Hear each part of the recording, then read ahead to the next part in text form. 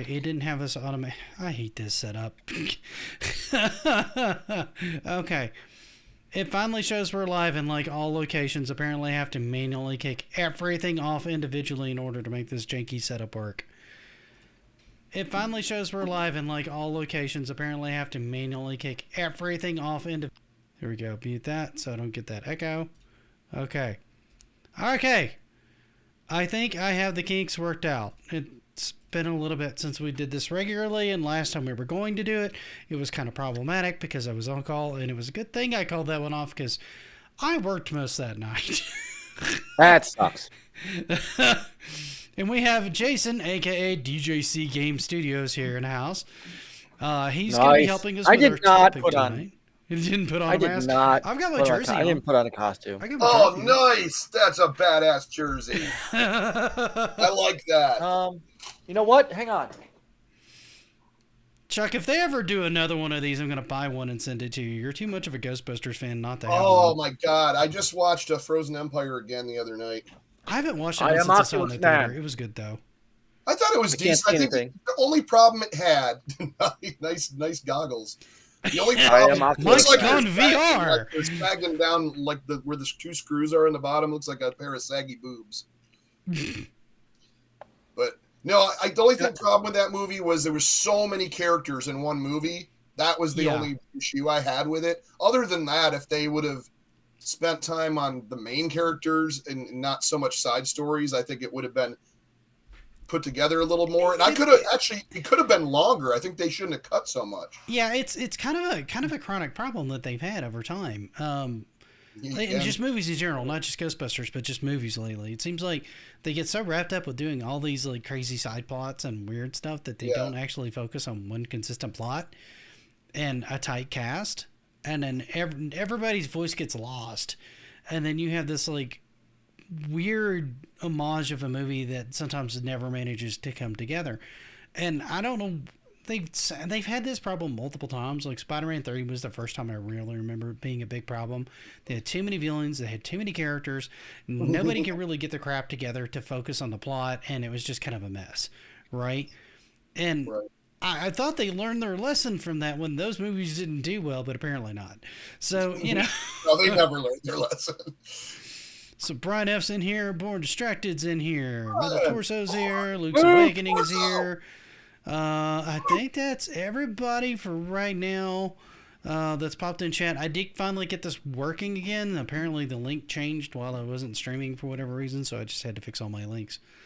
So we're going to jump right into this real quick and then probably wrap back around into some things because Chuck has a limited amount of time tonight. I'm a little limited, not too much. So what we have for you tonight is it's coming up on Halloween. While we're not really doing a Halloween episode because there's only so much retro Halloween that we can kind of cover, and we've done several of those. Not one on Rumble yet, but we've done quite a few of those.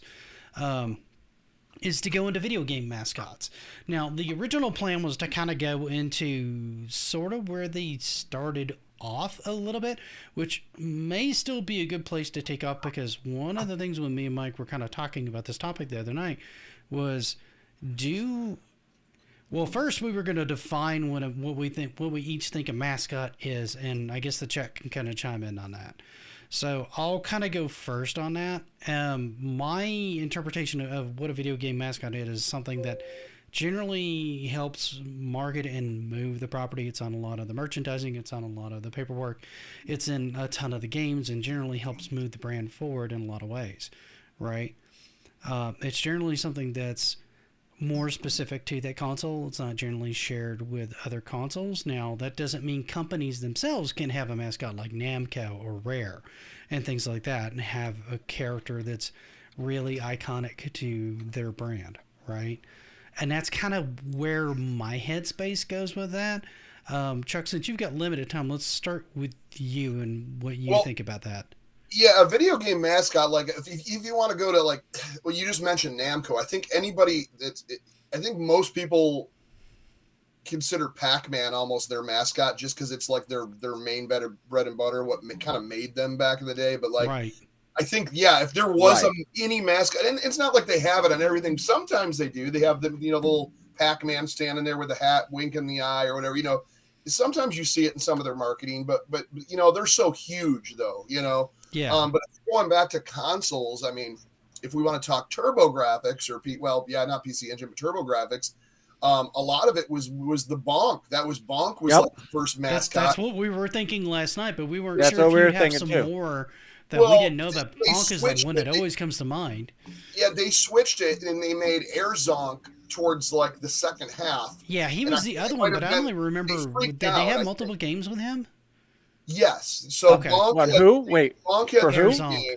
Yeah. Air Oh, Zonk had okay. two.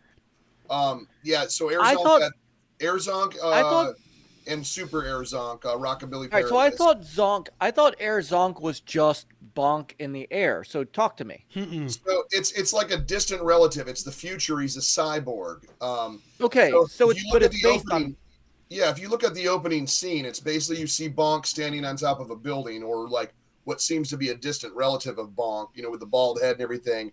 And he kind of raises his head and the lightning hits and he turns into this cyborg, like, you know, like he's been reborn as this new cool futuristic mascot. And that's what they started doing when they started making the Turbo Duo. They would put when it was TTI, Turbo Technologies Incorporated, after they were like, we don't know what to do with turbo graphics anymore. Air Zonk is the cousin, is that what he said? Yeah. Chuck's favorite mascot would be Bonk. But you know, that's basically what they did. They tried to hip up Bonk a little bit and make him more futuristic, saying, "Oh, this is the future of 16-bit." And when they put out their Turbo Duo, which is the Super CD, the arcade, it was basically every card in every CD game all in one unit, so you could play the cards and the CDs, right? Without using any of the arcade expansion cards or the Super CD-ROM card, because you always had to do those in combination of a CD add-on or something else. You know, it was like their Tower of Power, but for turbo graphics. You know, that so reminds me. I've got another topic that we may bring you in on as well, Chuck. If on a day where you have time, maybe we can start early. But I have one in mind for like modernizing retro gaming and stuff like the Analog Duo and that new Analog 64 thing were kind of big on my list to talk about. Yeah, I'm curious on that. I don't know if you've. I don't want to do it tonight, but I think having a discussion around that would be cool to have you involved in, because I know you do a lot of hardcore stuff on the main console, but I don't know if you messed with a lot of those kind of like. I hesitate to say reimagining of the console, because it's basically just updating the hardware so it works on modern TVs. Yeah, I mean, it's similar to like the Mini. Like I had the Mini. I'll kind of talk about that really quick too. I know we're talking mascots, but like the Mini was great because they did update that. The only thing is you couldn't. And I understand Konami because they're Konami, so they're like, nope. There's no way you can jailbreak. There's no way you can hack this. It's just the 60 games on there or 50 games, whatever it was, and that's it. You know, you can buy the different units to maybe get different versions or a couple different games. I think they jailbroke that one though, didn't they? Eventually, I didn't know anyone that has, because I would probably would have kept it and did it. So what I ended up doing is I packaged it up, because I've been playing it for years just to get HDMI. Right. And I finally was like, you know, because I love playing on original hardware. Now the game's insane. If anybody right now today, unless you are a rich person, you do not want to get into collecting TurboGrafx. It's absolutely insane. So what I ended up doing is I packaged up my TurboGrafx Mini, because I had the box, everything, like I had everything. And just I'm going to sell it because I can sell it triple for what I paid for. I think I paid like $100 for it, and now they're going for $300-400. So I think I listed it at $250 just to sell it. And I'm going to get an EverDrive Pro, which has every Super Graphics, every PC Engine, every Turbo Graphics, Super CD and CD games. So what I got is I purchased this, and it's a PC Engine Core Graphics. Okay. They sell these AV boosters or HDMI boosters in the back, and I think it's even got S-video. Nope. Basically, okay. My bad. Right now, I was trying to do a solo layout, and I realized I didn't have that set up for you. But basically, they have a setup like that, and this is a cheaper one. You can get the ones with the cases. This was like $30. So I was like, why not? Try it out, and it works. It works great. So you just plug your AV cables, and I use my AV to HDMI. Now they also have another adapter you can put in this I can pull this out, and there's an adapter. It's called PC Engine Turbo. So I can pop that in and then get a Hyperkin HDMI plug, and I can go straight HDMI instead of the AV, which I might end up doing because it's going to be better. And then I've got my original. That was before they even put them in cases. This is so old. That's an original EverDrive with just all the HuCard games on it. Oh, So this wow. thing- I didn't even recognize that because I'm so used to them having an enclosure. Yeah, so that right there, there's literally like a button on the circuit board, and it still works great. So this has every North American. It's got homebrews. It's got hacks. It's got like weird stuff on it. But it's whatever it came preloaded with back in the day. This has got to be almost 10 years old, maybe. Luke says it looks like it's got thrusters. Yeah. But I've never owned a PC Engine. Look how tiny they are. They're adorable, by the way. Yeah. But Brian they are says he saw a tiny. YouTube video saying the Turbo Mini was jailbroke, but who knows? It could be a fake video. So Yeah, you might want to look around that'd be YouTube cool. real quick first before you get rid of it. But I mean, I want to get an EverDrive Pro anyways because I'd rather play on the original hardware because my other things was there was certain amounts of differences in the games and the way the games perform. I can't playing Air Zonk on the Turbo Mini was not the same as playing it on an original console. And also, we can talk lag on flat screen and all that type of stuff too, but it was just different. The reaction time was different. I think there was a lot more latency on certain things and how things work. I never had an issue with lag with older consoles. I know people notice it. I can't. Yeah, I haven't. On that one, especially with. did. On that one, Yeah, Luke says it looks like a mini console. And the Core 3, as they got later in a lot of the TurboGrafx Live, in particular the PC Engine stuff, which is what that Core is. Those were always small. I wanted to get a Core 2 because it was a little more updated, but this was such a good deal. I think I found this one for like $80, man. So it was just a killer deal. It was a U.S. seller, and it came with like a controller and all the hookups, and then I got the AV booster. But like I said, I'm probably going to end up getting the HDMI booster. But anyway. So Pac-Man. Yeah, we got distracted. So we got way off topic. Did you get Born distracted last night? And maybe Chuck, you can kind of break this because we were a little unsure. Do you count the Intellivision Running Man? Because that might predate Pac-Man. Running Man, to be honest, was a math. I do. Talking about video game characters, or we're just talking about just like that's more of a logo. So we're kind of talking mascot because he did show up in some of the games. If you look at some of the games, you got the Running Man. Well, he showed up in all the games. Right? Every sports game. He was. Well, no, not just every sports game. Well, he Night showed up Stalker as well. in Cloudy Mountain and all that stuff. Yeah, Cloudy Mountain, he had Arrow. So the Running Man was kind of an interesting thing because it wasn't just that it was the kind of a logo of the Intellivision. Right. It was the sprite of every single character. Any running animation pretty much had it. Right. For most of every sports, like soccer, baseball, football, obviously. I think football is the one they show the most above like the Intellivision logo that has that little helmet, Thank like you, the little indent. So to me, Chad. if we're talking about like video game mascots, I like actual game ones. I know this is loose to say this because it's only one game, but like Shifty Eye Dealer would be an Intellivision. Like that's the first time people named a character. You can't count Burger Time. I guess that makes sense. Because if you're talking Intellivision original, that's really it. Besides the Running Man, because everything else was Data East, like Peter Pepper's Data East. Even though it's a great version, it's just you can't count that as theirs, But I would say Shifty Eye Dealer is the first video game character mascot, sort of. When did that come out? Yeah, I would call it a Pac-Man's character. like 81. Yeah, you're looking 79. at 79. Well, it was marketed in 79 was when Poker and Blackjack came out. Yeah. Okay, so that's And what it about was 1 year after the Intellivision console dropped? Yeah. Now, the package. what about Atari though? You got Atari was. We couldn't think of one hold for Atari. Like, Well, I'm trying to think of like Haunted House or God. There's like so many. Yeah, it's hard to think of. They didn't have they really didn't have a character. Not really a character. yeah, because they really didn't. And Intellivision, Intellivision came the closest because ColecoVision didn't really have one. Atari didn't really have one. Well, Atari and Coleco kind of mostly relied on the arcade. Right. Intellivision, Intellivision, the closest they had to the Running Man, and Luke says he thinks Pac-Man was really the first one because he doesn't really know that the Running Man was actually really embraced as a mascot back then. Right? No, I think it was more of just kind of like impressive kind of running animation is really kind of. Eventually, it became like their logo, though. I mean, every time you saw That's the thing, logo, right? The running guy was over the logo. Like that's Right. they started doing So- that later on in like INTV days and stuff. Like that was what late '80s, you know. Before The INTV, yeah. But I want to say Pac-Man, 81. What? I would television agree. kind of stopped its main heyday around like what 82, 83. They still kept making games, but as far as like major marketing push and in stores, Yeah.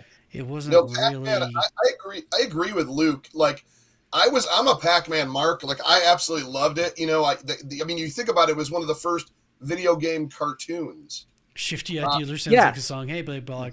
Then you had. I wonder had, who- Born, we were trying to think of that last night too, a Neo Geo one, and honestly, we were struggling with that. There's a lot of iconic Metal characters Slug guys, you know, from like I don't Neo know, Geo. Oh well, like you the know little what? Metal But Slug guys that are always like, Yeah, the Metal Slug that's all I guy. think of.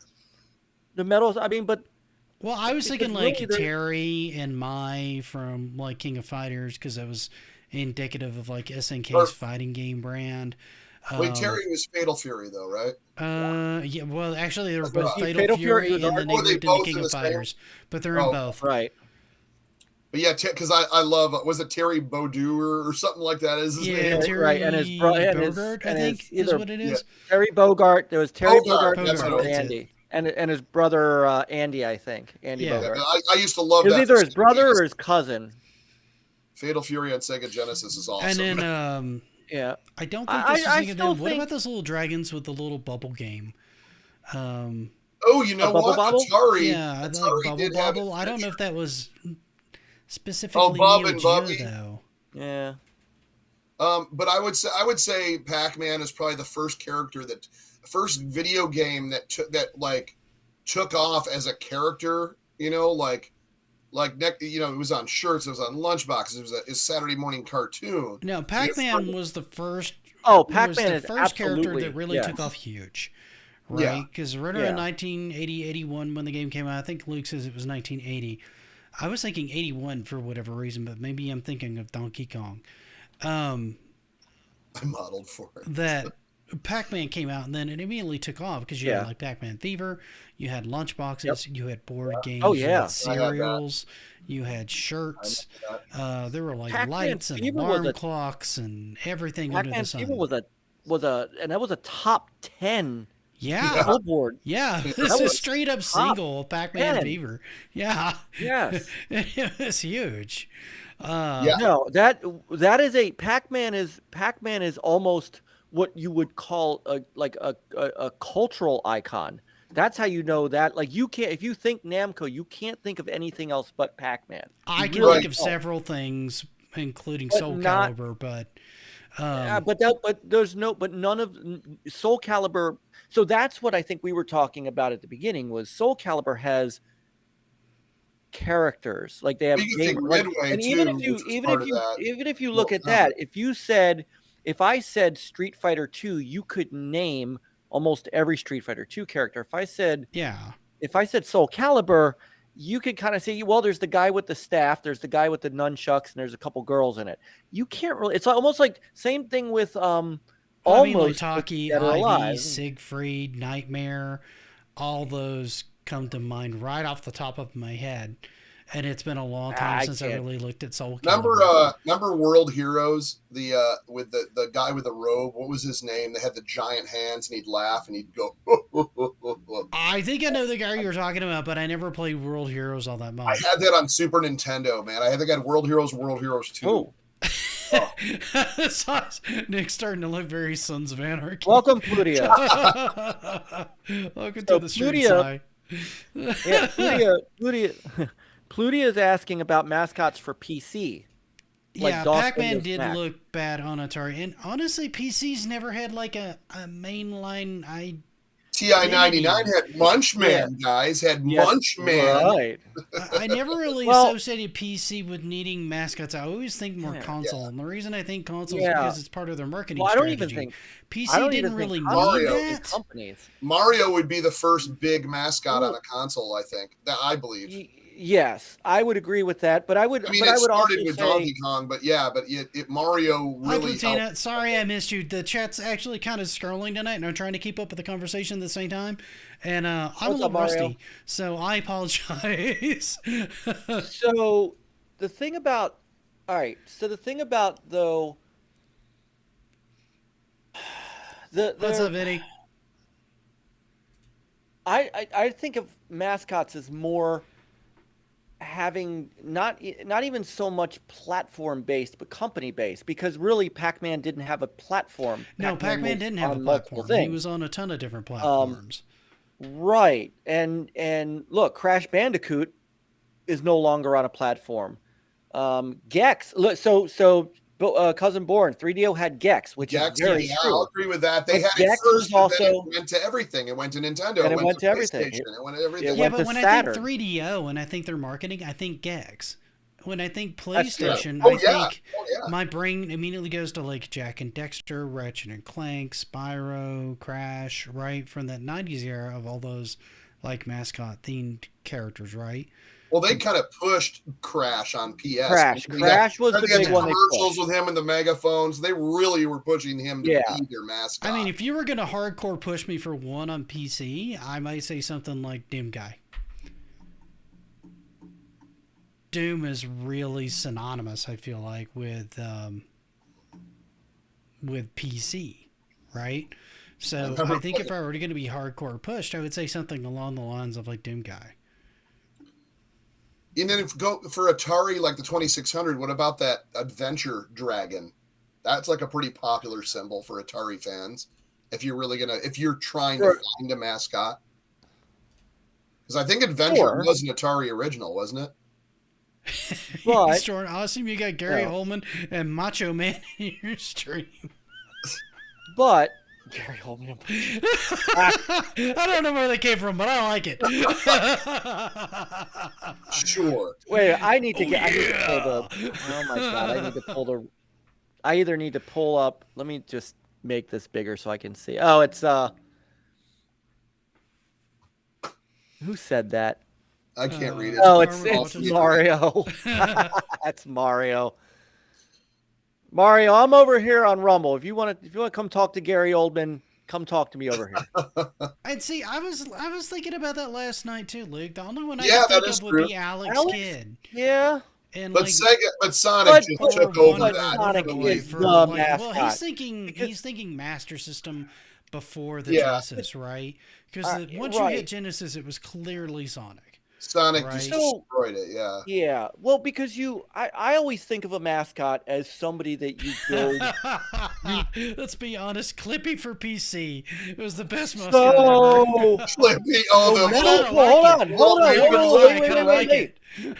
Metal Torso, hang on. Metal Torso has a point. Because while it's not a gaming mascot, that was Windows's I mean, they used it in advertising. And see, that's what I'm talking about when I talk about a mascot and why, I talked about the Running Man, I talked about Pac-Man over like the characters in Soul Calibur. Bonk and Bonk were all over advertisements, so I understand any of those type of characters. Well, Alex Kidd, while they tried to make Alex Kidd the mascot for Sega, the problem is that Sega wasn't big enough and they didn't use Alex Kidd to market anything. But when Sonic came out and they had their big they transformed Sega around just like Mario. Remember, Mario wasn't Mario until Super Mario Brothers, or until Super Mario Brothers. Super Mario on NES is Incorrect. Well, wait. The first use of the name Mario for the character Jumpman. Wait, I'm getting there. Okay. I'm getting there. Let me finish my sentence, though. I'm getting there. I was working on a video and I was ready to share knowledge, and he shoots me down. See how it is, guys? He's so rude. You're damn right, because I'm always the one not being able to say something. I'm totally going to mute you in a minute. even though, because remember, I did the Donkey Kong video already. Even though Jumpman was part of Donkey Kong was the mascot of that time. Shigeru Miyamoto wanted to build build Nintendo around Panda Sub is the Donkey mascot for Kong. train wrecks. And Mario. Panda Sub is a saint. All right, let me finish my thought, and then it's back to you. Okay. Mario's first appearance as Mario was actually in an arcade game called Mario Brothers. No. But they didn't. No. Donkey Kong Jr. was the first time he was called Mario. Donkey Kong Jr. came after Mario Brothers. No. Hold on, I'm gonna look that up. Because I'm almost sure positive. Mario Brothers was 1983. Donkey Kong Jr. I had a Mario Brothers 82. cabinet. 83 was Mario Brothers because I had the cabinet. Hold on. Nick is right on that. Hang on. I just did my homework. Well, he may be right on the day of Mario, but when did Donkey Kong Jr. come out? Like 82. And the only reason it was Donkey Kong Jr. is because they wanted to make Donkey Kong the one moving around the screen, but he was too big for the hardware. They couldn't move him around effectively, so they made a brand new character and then started calling Jumpman Mario, and there's a whole story behind that. Yeah, because the original Donkey Kong that I have, the graphics on the overlay on the front still call him Jumpman, so I have one of the older machines. Still works though. One of the older which machines? Donkey Kong machines, one of the originals. Because when they started reproducing them after they started... I don't think Panda Sub likes being the mascot of San Francisco. I'm not sure he's on board with that. Cyber Mario getting in trouble. Oh, my goodness. I'm wrong plenty, Luke. I'm just 99% sure I'm right on this because I was literally... Hang on, I'm double-checking because you may be.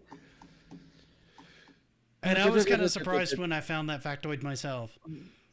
Yeah, because there's an actual. I mean, we all know there is a Mario Brothers game. Yeah, there is a Mario Brothers game. Absolutely, yes. Hang on, I am looking.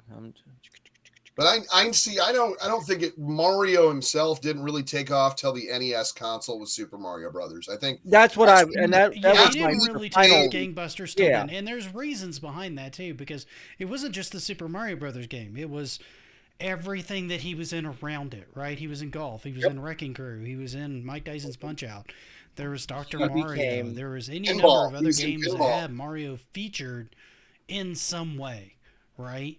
Yeah, right. But he became like that. That's when Nintendo was pushing that little dude hard, and it worked. Right. And it worked good. Okay, all right, I got it. So in Japan, he became known as Mario with the release of Donkey Kong Jr. Yes. Got it. So here, in the U.S., the first place you really saw him was with Luigi, where the name of the game was Mario Brothers. Yeah, but we had Donkey Kong Jr. here too. But nobody built. But they didn't build. Yes, but they didn't build. I'm trying to think when it came out here because it didn't come out in Japan. It came out Banjo-Kazooie, I would say he counts as a mascot for Rare. Yeah, absolutely. I would say Microsoft and Xbox, but not really. They never really. No. They haven't really embraced him as a mascot. That would be more Master Chief, right? Yeah. And another argument for a mascot for PC would be Cortana, because they made her like the name of the AI system around like Windows 8. Yeah, and really they haven't even touched Banjo-Kazooie since. They really haven't. They had Nuts and Bolts, and that was it. Mario was Jumpman to Mario in 1982 and Donkey Kong Jr. via Luke's Awakening, which is what I found as well. Yeah, I'm finding that here. So, and Mario Brothers, the game, was in 83, you said? Correct. I'm trying to find that. Because that was released on like freaking everything. I want to say Atari, Amiga. Yeah, it was on Atari. I had it on. I think it actually hit the NES. I had it on. What did I have it on? I had it on the Atari 5200. The 5200, right? I had it. Well, I had it on the Atari 800 computer. Okay. Sorry. One of my cats just farted. Is that what he said? He said one of my cats just farted. I don't know which one. It sounded like a trumpet. Tiny trumpet. Looks like, don't blame the cats. Just admit it was you. It sounded like a tiny trumpet. Oh my god. All right, so I got the full story here. So I stand corrected. They actually wanted to rename him Mario in Donkey Kong, but they did not have time after bringing it out. Well, that is what I am reading. That's not the story that I got on it, but I didn't want to go into that because I've got a video that I'm working on that's going to come out. Because somebody at one point had asked about the history of Mario as a character, right? And so I went through and I read up the whole script on that. I had it written for like freaking months and even did the voiceover work for it. I just never got around to starting to edit it for like several months. So I'm finally getting around to editing it. That's why all this is kind of fresh on my mind. It's kind of what got me thinking about the mascot thing in the first place, because I was looking at Mario and I'm like, well, I keep meaning to do one on the history of mascots anyway, right? Who is the mascot on the CDI? Link. I would say Link. Excuse me, princess. Why not? Yeah, 3DO gets. Neo Geo didn't really have one. I mean, they had a lot of cool. It really didn't. Because it was really mostly their arcade games. Yeah, it was just arcade translations, right? They Yeah, didn't do anything specific. All it really was. So here's a good question for you guys. Who do you think is, say, Capcom's mascot? Mega Man. Okay. Yeah, I would agree with that. I was going to say that's the first thing that comes to mind is Mega Man. Yeah, you're right. Like, Mega Man is at least yeah. It would either be that or Ryu from Street Fighter. But I think Mega Man. Yeah, I was going to say, or Mega Man came Blanca before. or Super Right, yeah. Yeah. So, but I think Mega Man's actually been shown in a lot of Namco, not Namco. What did we just say? Capcom. Capcom. Yeah. I think he's actually stood by a couple logos. Yeah. That I've seen. And for Konami, I would say probably Simon Belmont. Yep, Castlevania dude. Yep. What about Castlevania or when I think of Konami, I also think of Solid Snake. Yeah, for more recently, I guess you could go with Solid Snake. The reason I keep thinking Simon because that was probably one of their big series hits that they really ran with a lot earlier on. It's kind of a toss up between him and it's like when we look at Capcom, right? I think Mega Man first because he came out first, and he was kind of one of the first. I would ones agree that they would have used, and then later on it'd probably be somebody like Ryu or a generic Monster Hunter kind of guy, right? Or even somebody like Leon from Resident Evil or something like that, right? Or Jill Valentine, you know. Oh yeah, they've built around those. Yeah. Like again, Leon and Jill Valentine and all those characters, right? Right. So there's a lot of that. What does the company build around? And 1983 was renamed Mario by Dr. Manu Agarwal, the president of Nintendo of America, who named Mario after the owner of Nintendo's first warehouse, Mario Segale. Yep. Who came in bitching for his money. So as a joke, they just renamed him Mario. I needed my money. I don't really. Steel. Blades of Steel doesn't really bring any mascot character to mind. Good game. Great voice intro. Blades of Steel. But I mean, when you're thinking about like companies, like obviously for Genesis and Sega, it was Sonic. For TurboGrafx, it was Bonk. Yeah. For 3DO, you'd have to go with Gex. For PlayStation, I would probably say Crash over Spyro. Crash is the one they pushed the hardest, I think. Right. In the commercials. If you're looking at Rare, you have a couple options, but I would, ironically, I'd almost say Donkey Kong. By the way, do you know who Pauline is named after in Donkey Kong? That would be Olive, because she was an analog for like the characters out of Popeye. They originally wanted Donkey Kong to be a Popeye game. Correct. They couldn't get the rights. So Bluto became Donkey Kong. The lady, or Pauline, was supposed to be Olive Oil, and Jumpman was supposed to be Popeye himself. Correct. Oh. They named Pauline after Nintendo's warehouse manager's girlfriend at the time. So he was really trying to save his girl. You're taking my Pauline and you don't pay me. Well, no, it was Don, because I did this in my video. did this in my video was Don James, who was at the time, he was their warehouse manager. He actually became vice president of operations, executive vice president of operations for Nintendo after getting promoted from being their warehouse manager. So that was that's a neat story in and of itself. Yeah. But yeah, there's a lot of cool stories around that, like the whole Universal Studios lawsuit around Donkey Kong that almost killed off the entire franchise before it ever left the ground, and Coleco versus Atari and that whole thing. Here's another one that I didn't really think of, but probably is an early contender for a mascot, and that's Rob the Robot. Because they used him to sell the hell out of the system in the United States. They were trying to market it as a toy. Yep. And so he was the primary face when it first launched before they had Super Mario Brothers land on the system. Because before that was the main pack-in game, you could do all that stuff with like Rob and stuff like that, and he was on most of the promotional stuff. And then Super Mario Brothers kept getting packed in some form or another. All right. So God, I remember that taking off like gangbusters. What's up, Scrambles? Scrambles, Chuck, you're you're also as kind of an aficionado of import stuff, right? Mm-hmm. Like I'm gonna throw out another Sega mascot. I'm gonna throw out a Sega mascot. Chuck's wheelhouse. He's so tired right now. A little bit. Throw out a mascot. So what were you saying? I'm gonna throw out a mascot that. If you say Doraemon, I'm gonna agree with you. Not for Sega. No, that would have been PC Engine, but Sega Ta Sanshiro. For Sega? He was the Sega Ta Sanshiro. You're thinking of like the Dreamcast advertisements, right? All those commercials? No. The Saturn. He became that's right. It's the Saturn ones he did. He became the mascot for the Saturn in Japan. He was that guy, Sega Ta Sanshiro, and they made an entire advertising. They did their entire advertising campaign around him. Which is, he kind of, okay. So yes and no, and there's a theory, and it's only a theory.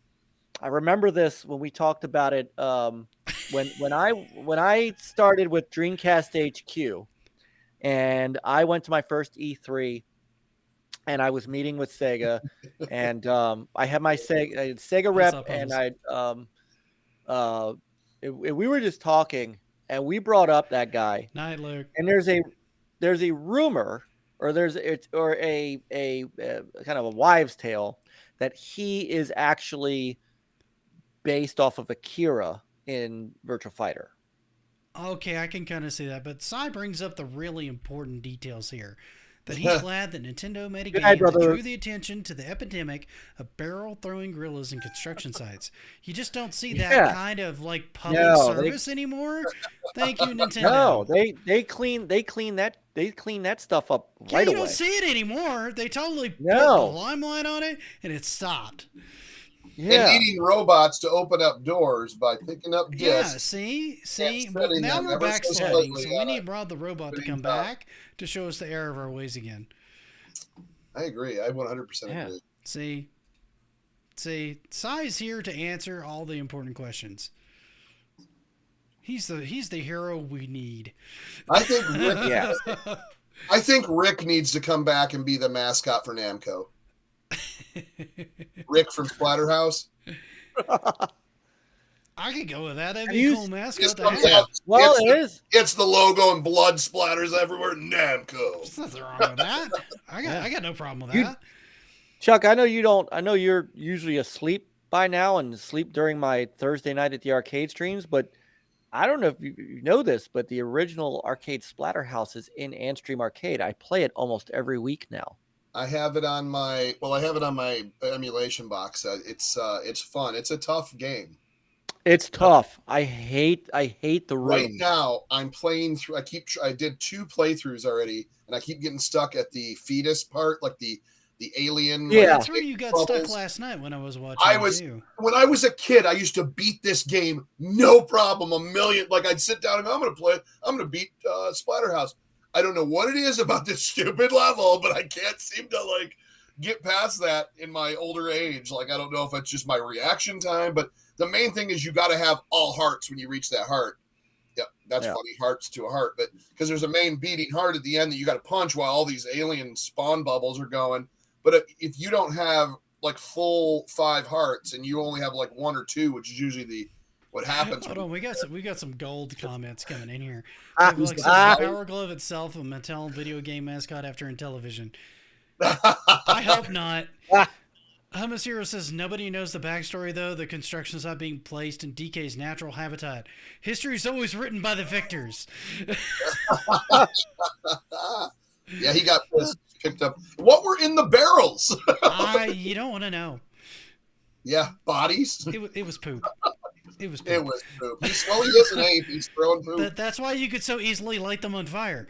Oh, that's right. Were they barrels of oil or whatever? Yeah, some of them were like oil barrels, yeah. Why are these giant oil barrels and fires at these construction sites? Putinus is speaking of that sexy fetus in Splatterhouse. Who's the mascot for porn games? Custard's giant penis and Custard's revenge. Oh, right. What about Beat 'em and Eat 'em? Oh no. And demonetized.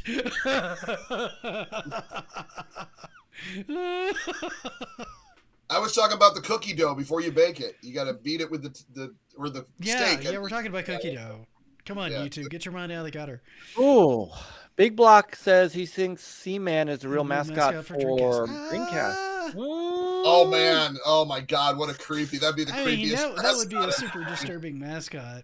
I'm not gonna lie. Yeah. Wasn't I it still Leonard think Nimoy Sonic too? though, because you had Sonic Adventure that launched the Sonic day is. Yeah, but it's. I mean, Sonic's ever since Genesis, that was their mascot. It's not. Yeah, but I get it. I get where the headspace is. I totally get it. Yeah. And honestly, I kind of like it. It's just funny. Was it Leonard Nimoy that did he narrate or did they? Yeah, he did. Yeah. He did the voice line. Narration. He did the voice. Yeah, the voice. It was the voice of him of the Seaman too, right? Yeah. I can't remember who the voice was. I'm looking it up, but Leonard Nimoy was the. I remember him. Was he the was narrator. He was the narrator or something like that, right? Yeah, hang on. I'm looking up. I just remember the nerd episode about that. It was hilarious. It was such a weird game. Like, I never picked it up. It just was too bizarre for me. But that was kind of the great thing about Dreamcast is it was kind of like going back to the 90s again where they were just throwing everything at the wall and going, maybe this will work.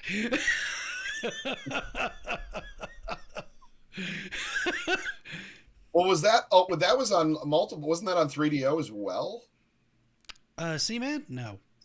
Was it just Dreamcast? It was just Dreamcast. Yeah, it was just Dreamcast. So that was a Sega game. Yeah, Leonard Nimoy was the spokesperson for the Philips Laserdisc, but that was back in like the 70s. Right.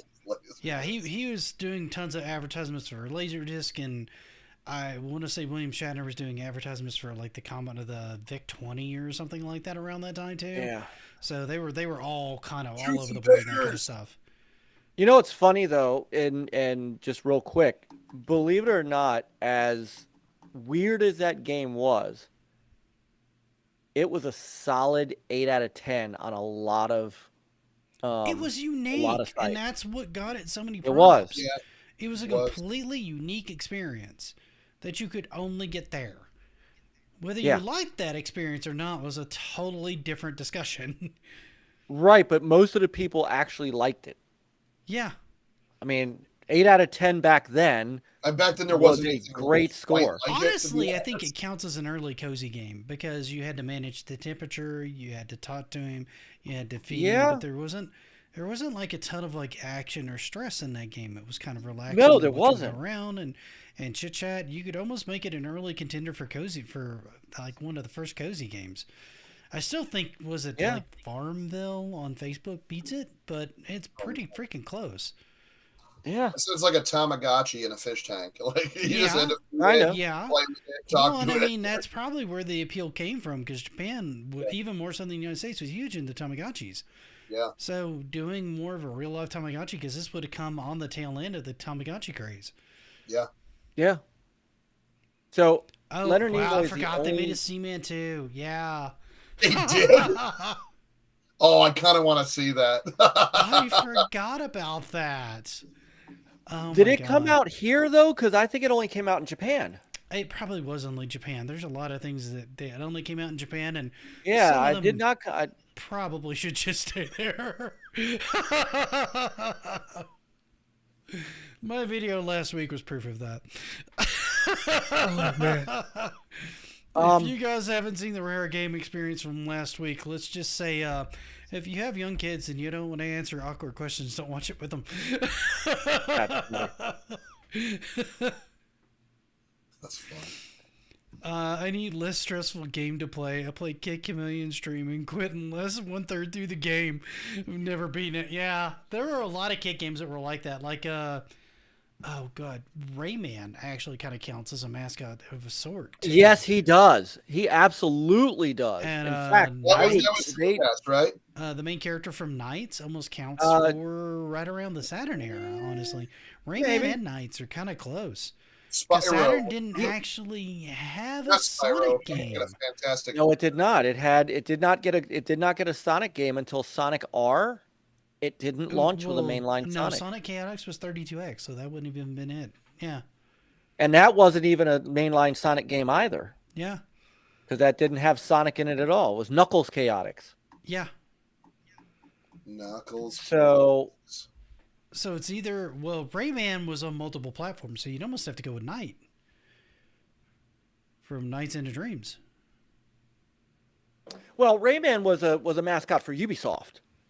Absolutely. That's right. Yeah. I was trying to think who owned Night, who owned Rayman, and that's correct. Ubisoft. Yeah.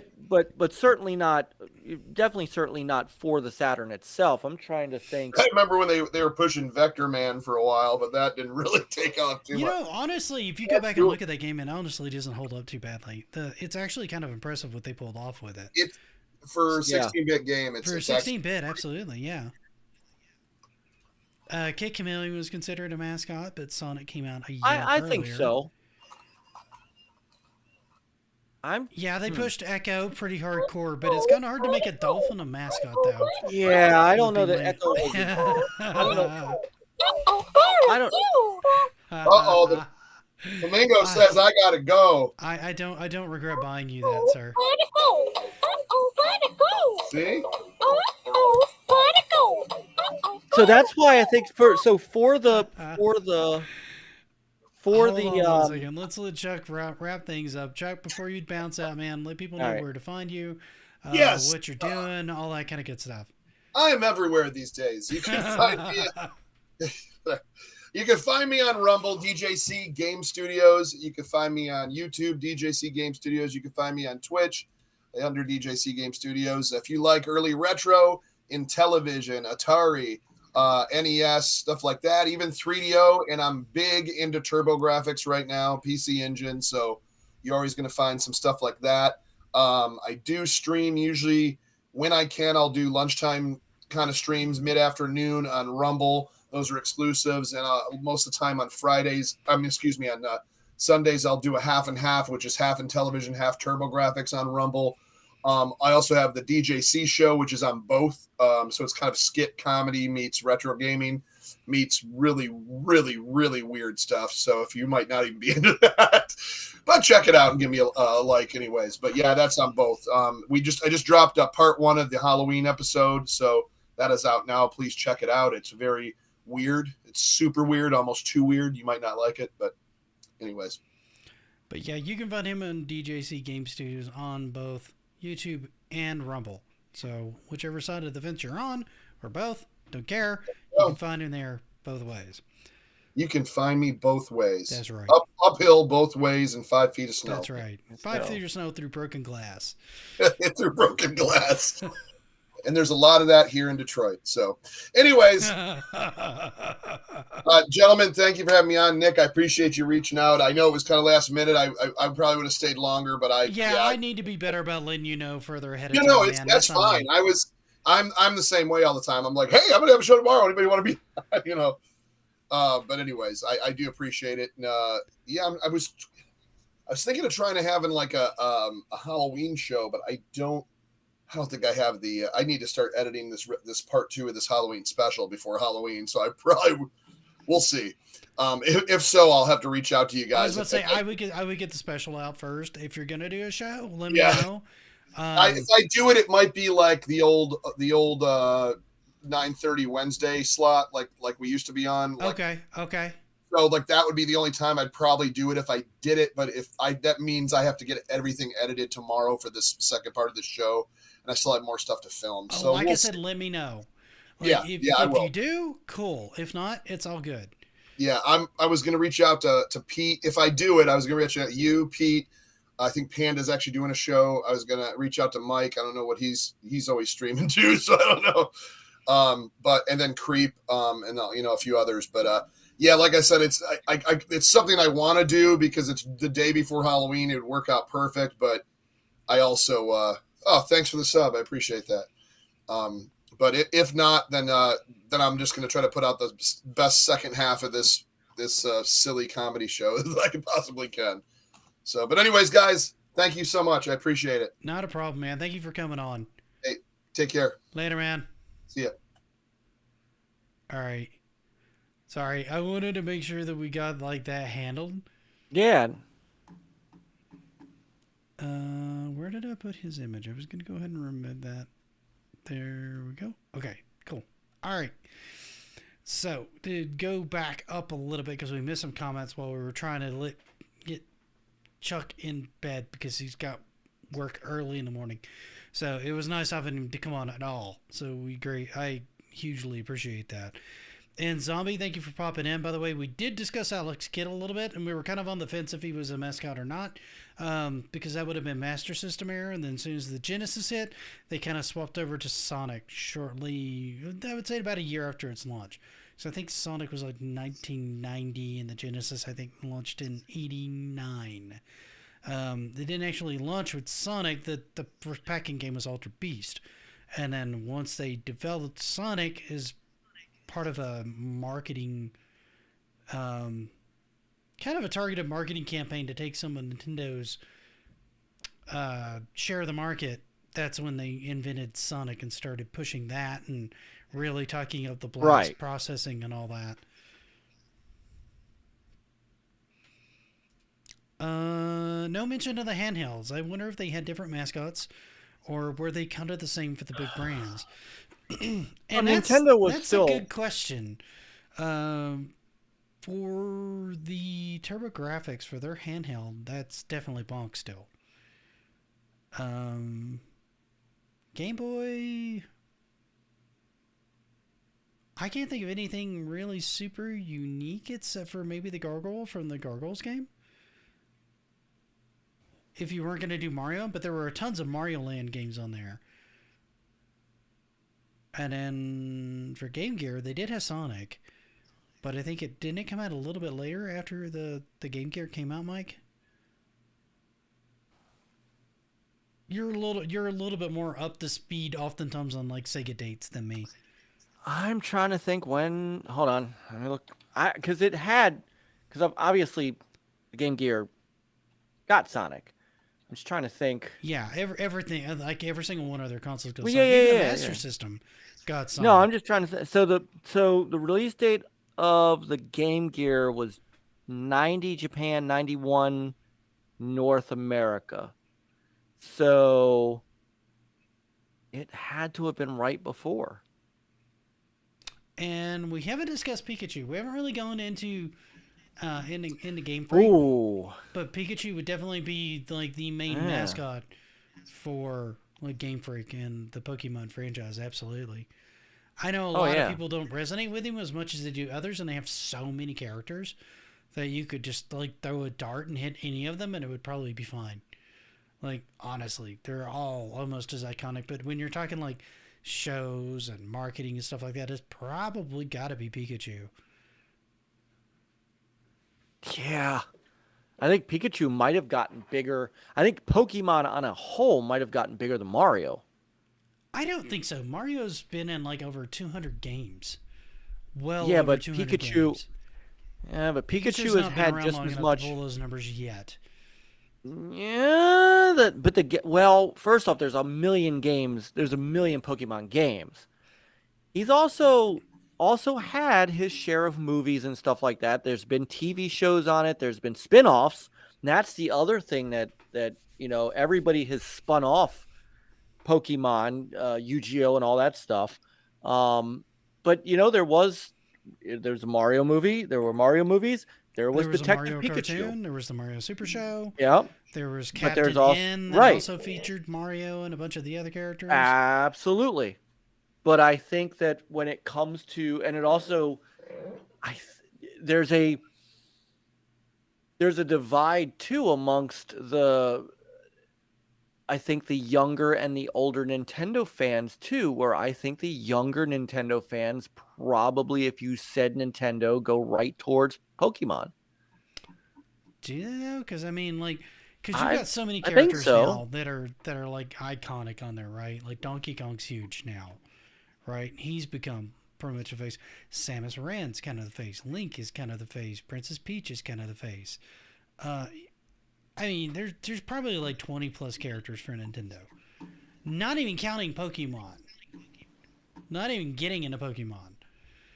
You get into Pokemon and it's like the lid just flies off. Like Little Mac, you can almost identify as like an iconic Nintendo character at this point too. Detective Pikachu was a good movie. Pikachu it was for even playing the games. And yeah, I would definitely say Pikachu's the mascot for Game Freak. He'd have to be. Yeah. And, so I was looking back. I was. Sorry, go ahead.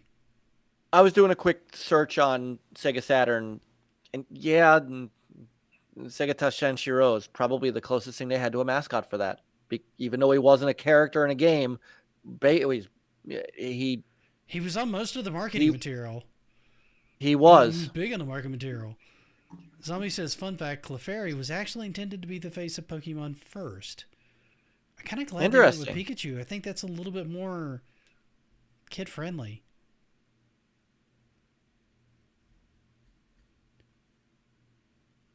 Moles has the same expression on his face as my third grade teacher when she was deciding whether or not to fail me for crazy gluing her sandals to the floor. Oh no. Mario is greater in terms of sales. Pokemon is greater revenue wise. Yeah. Well, and Mario's he's on you've got Zombie. You've almost got more statues and plushies and stuff like that of Mario. Like even the alarm clock has Mario on it, but it doesn't have anything for Pokemon. Right? Their new alarm clock thing, they threw Mario on there first. They didn't throw Pikachu on there. Although having Pokemon on there would be a great idea.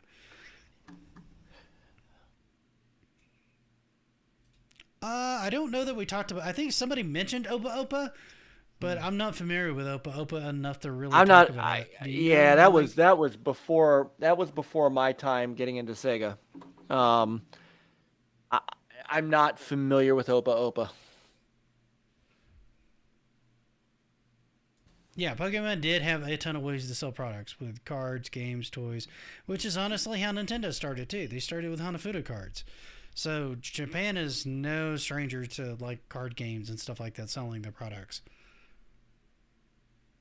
Well, I think it's a problem that Nintendo probably doesn't mind having.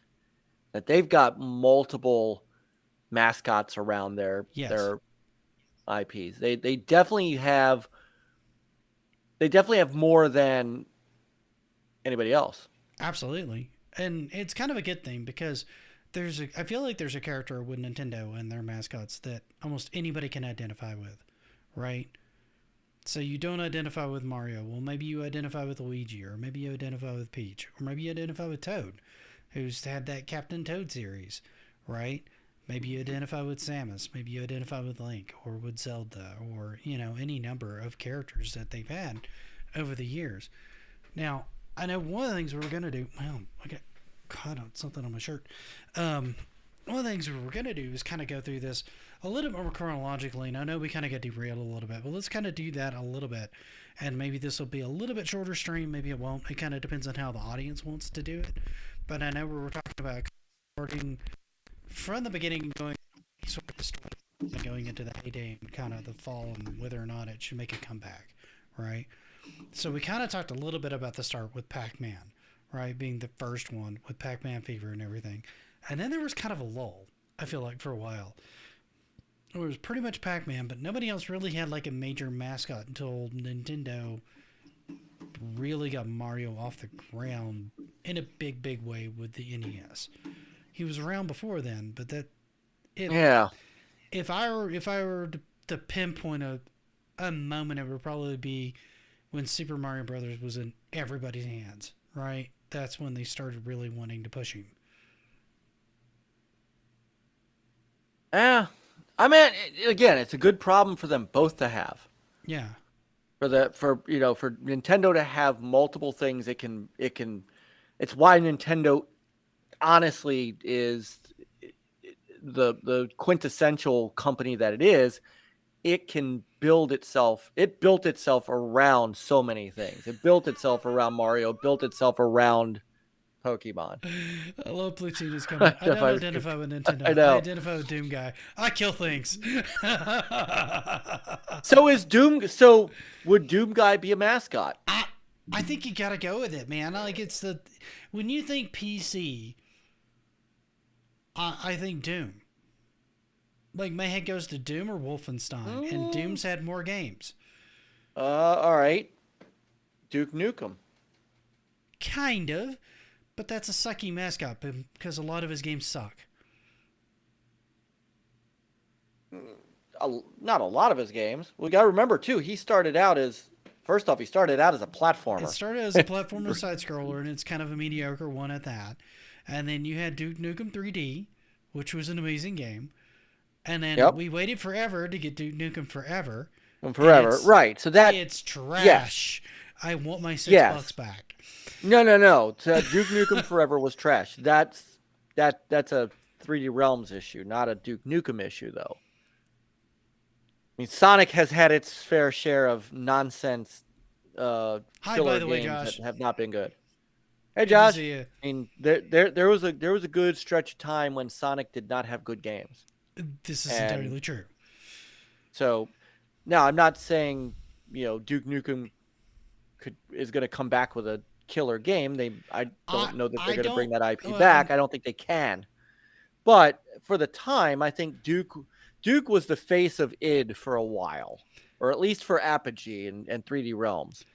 Yeah, I would say maybe for 3D Realms, but I think Duke has a systemic problem in that the humor that worked in the 90s that I still enjoy to a certain extent is kind of tired because they've not evolved it enough, right? So if somebody were to come in and involve that kind of machismo humor he has in the right way, I think it could work. In the 90s, you could just throw it out there and it would be fine, right? Nobody cared.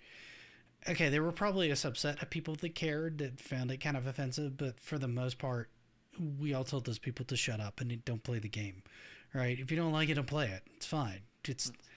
This particular game's not for you. There's a bunch of games, right? And that's kind of a mentality I wish we would go back to in general. Thank you, Big Block. Okay, did I hear Mike admit that there were bad Sonic games? Well, I mean, I could have swore I heard him say Sonic CD was trash. You did not. You can just take that. You can just take that and piss right off. The Duke Nukem hate is uncalled for. This aggression will not stand. Look, the platforming game wasn't good. Duke Nukem 3, fucking stellar game. Love that game. Duke Nukem Forever, absolute garbage. I went in wanting desperately to love that game, and I wanted my money back. I mean, for Final Fantasy, I'd say Moogle. Yeah. For Square? Yeah. I think the Moogle over the Chocobo. Personally, but I think maybe more people identify with the Chocobo. I think most people identify there. Although Final Fantasy's.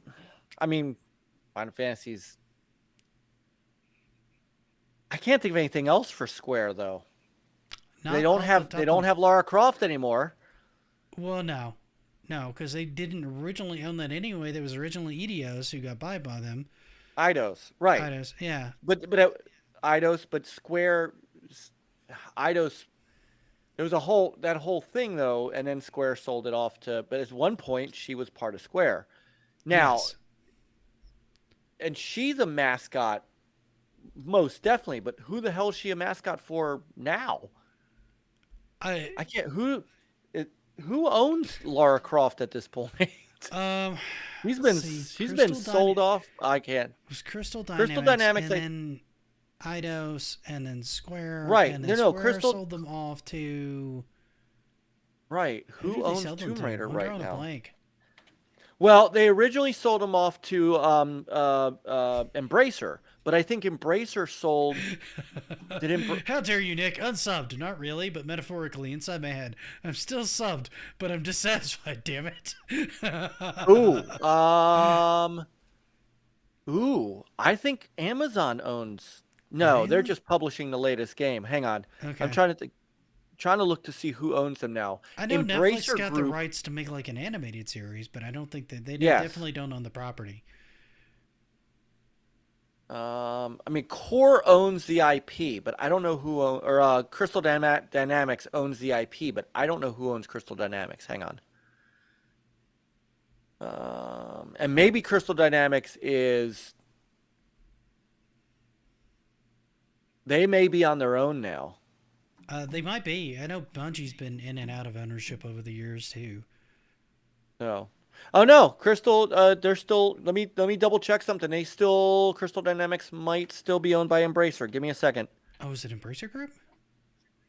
That's who Square sold Crystal Dynamics to. That's like a vague, nebulous. We just own IPs company. They don't really. They're not a public. They're basically a holdings company. Is all they are. Yeah. But hang on a second. I'm looking to see if they are still part of them. I mean, that's like saying Tencent owns them, right? Tencent's not really identifiable in anybody's brain. They just have a bunch of IPs that are under their umbrella. Well, they do own Turtle Rock. I mean, they own somebody. But you're right. They're basically Tencent owns a ton of companies. But but as far as gaming goes, like Square or Crystal Dynamics or Nintendo. They own share. They own ownership shares in a couple of. Right. They own a couple outright. They're basically investors, is what Tencent is. Correct. Embracer Group is a little different. Embracer is an actual. They're basically a holdings company, so they own outright Crystal Dynamics, and I'm just looking real quick at the current list of groups they have. They own THQ Nordic, they own PlayOn, Coffee Stain, Amplifier, Deca, Easy Brain, Asmodee. They own Dark Horse Media. They own Crystal Dynamics. They own Eidos Montreal as well. Okay. So they're part of Embracer. Okay. All right. So technically, that's Lara Croft is owned by Embracer. Yeah. So that's who owns Lara Croft. Okay. But I would think Lara Croft is I think that is more synonymous now with Crystal Dynamics than with anybody else. Absolutely. So. That's where I would put her. But I mean, that kind of takes us that kind of pushes us into the 90s too, where everybody had like their mascot character, right? So you had tons of them popping up, trying to get us kind of back into that chronological order that we were going to kind of do, because we did the definition and we started early. So you had Sonic, you had Gex. Rystar was trying to be a thing for a little while. Oh yeah, yeah. I remember Rystar. Croc. Remember Croc? Croc. Well, who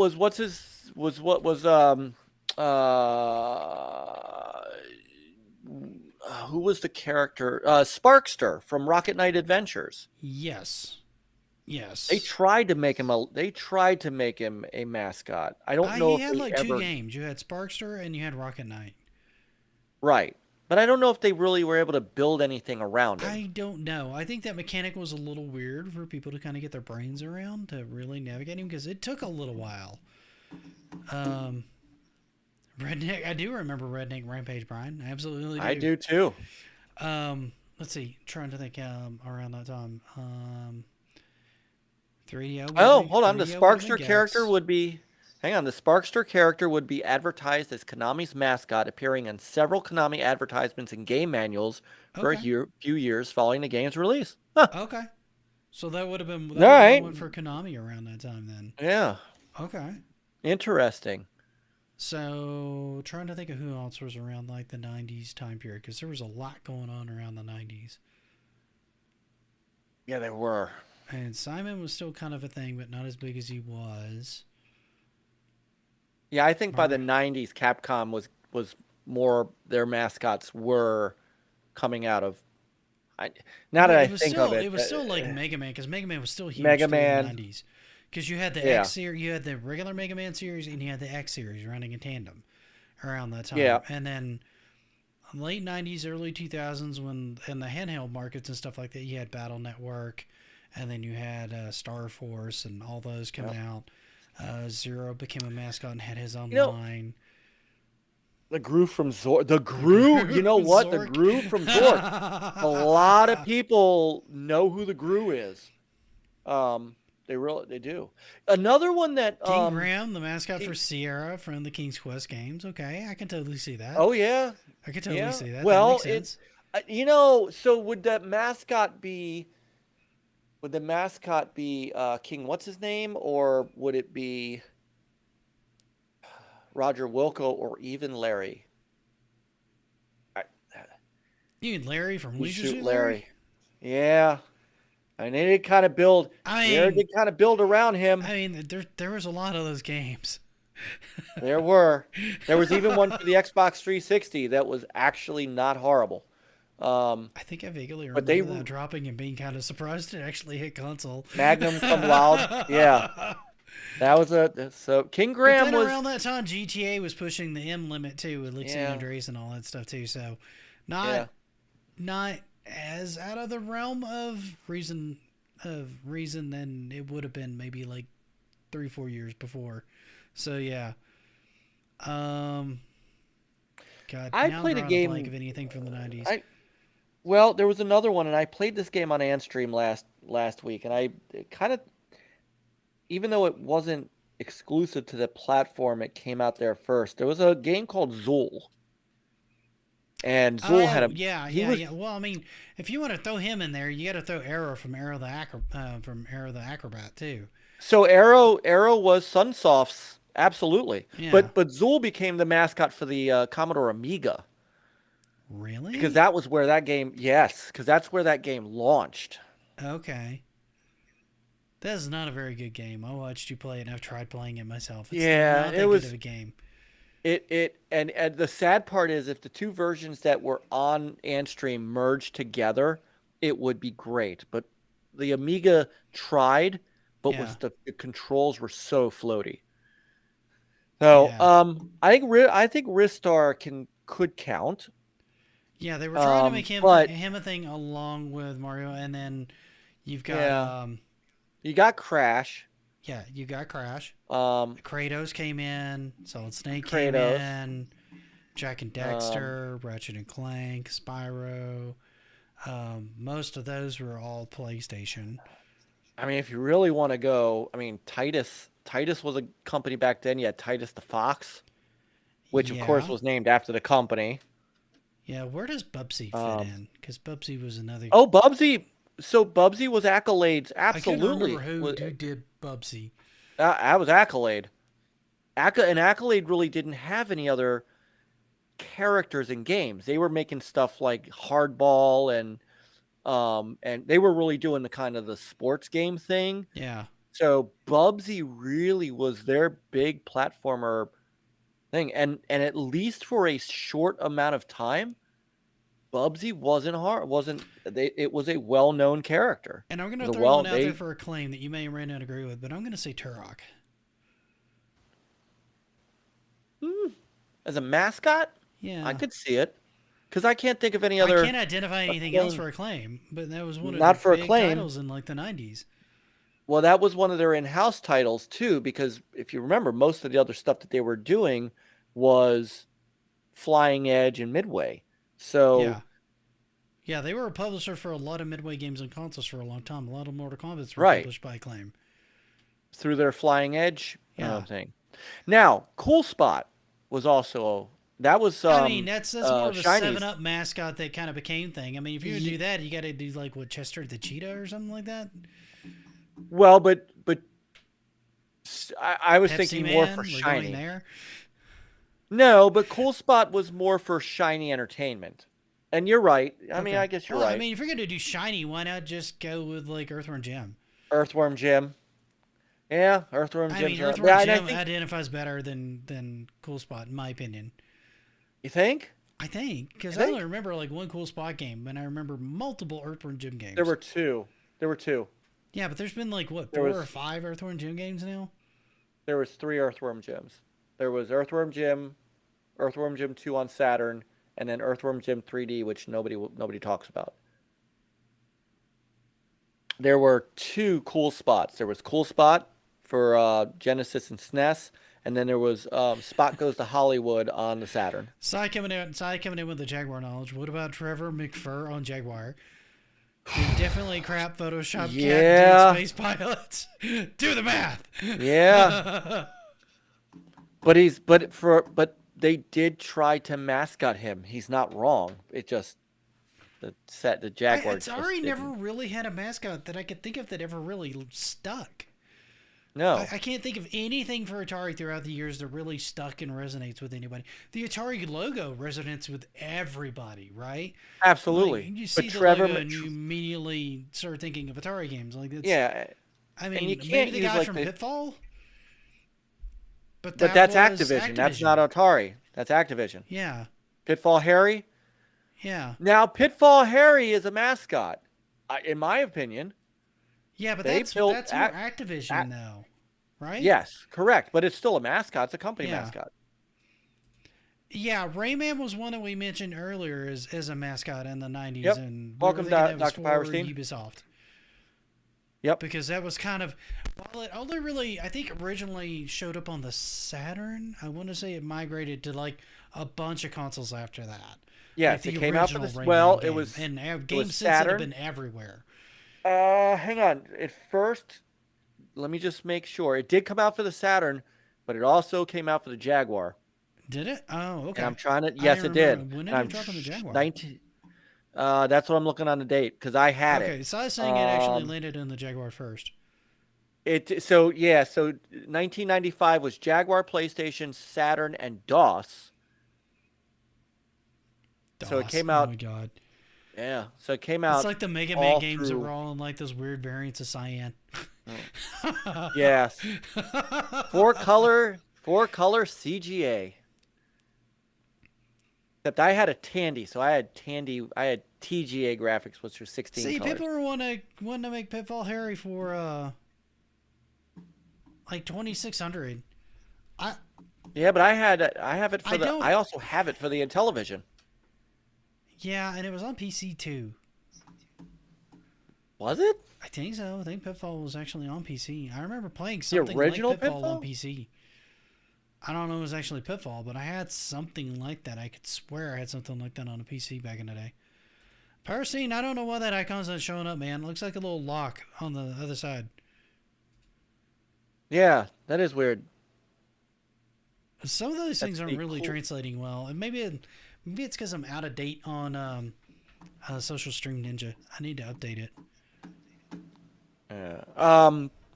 Okay, so platforms for Pitfall were Atari 2600 and Intellivision, Atari 5200, ColecoVision, Atari 8-bit, computer, Commodore 64, MSX. Okay. See, Brian played it first on the PS1. Yeah, I can see that. Yeah, and I have it I had it for the Jaguar, and I have it for Saturn, and I have Rayman 2 for the Dreamcast. Weird. He says it's the Doge, but it's been happening lately. That's weird. I don't know why that's happening. Hang on, let me take a look. For PC games, it's Commander Keen. I could see an argument being made for Commander Keen. I could see that. I could see that. I could totally see Commander Keen. Absolutely. But even as you pushed out of the 90s and went more into the 2000s, the only company I can think of that really stuck hardcore with mascots was Nintendo. I mean, Xbox had Master Chief. Around that time, you would argue that PlayStation was using Solid Snake, Nathan Drake later on, and Kratos as their main mascots, right? And then they mostly kind of started to fade away from what I can remember. Now, Nintendo stuck with it like through and through. but nobody else was really identifying their brand. They were identifying more with franchises, not with mascot characters, right? Like Ubisoft was identifying itself with Far Cry and Assassin's Creed. You know, Activision was identifying itself primarily with stuff like Call of Duty, right? You weren't really having companies or anything try to lean on mascots anymore. They were leaning more on like big IPs. Gordon Freeman for PC is another good one for the 2000s, absolutely. Yeah. That's because you're not a follower, but as a rule. Honestly, I don't have any emojis tied to followers or subscribers, Dr. Perstein. So yeah, I don't know why that would happen. And that one's not one that's mine.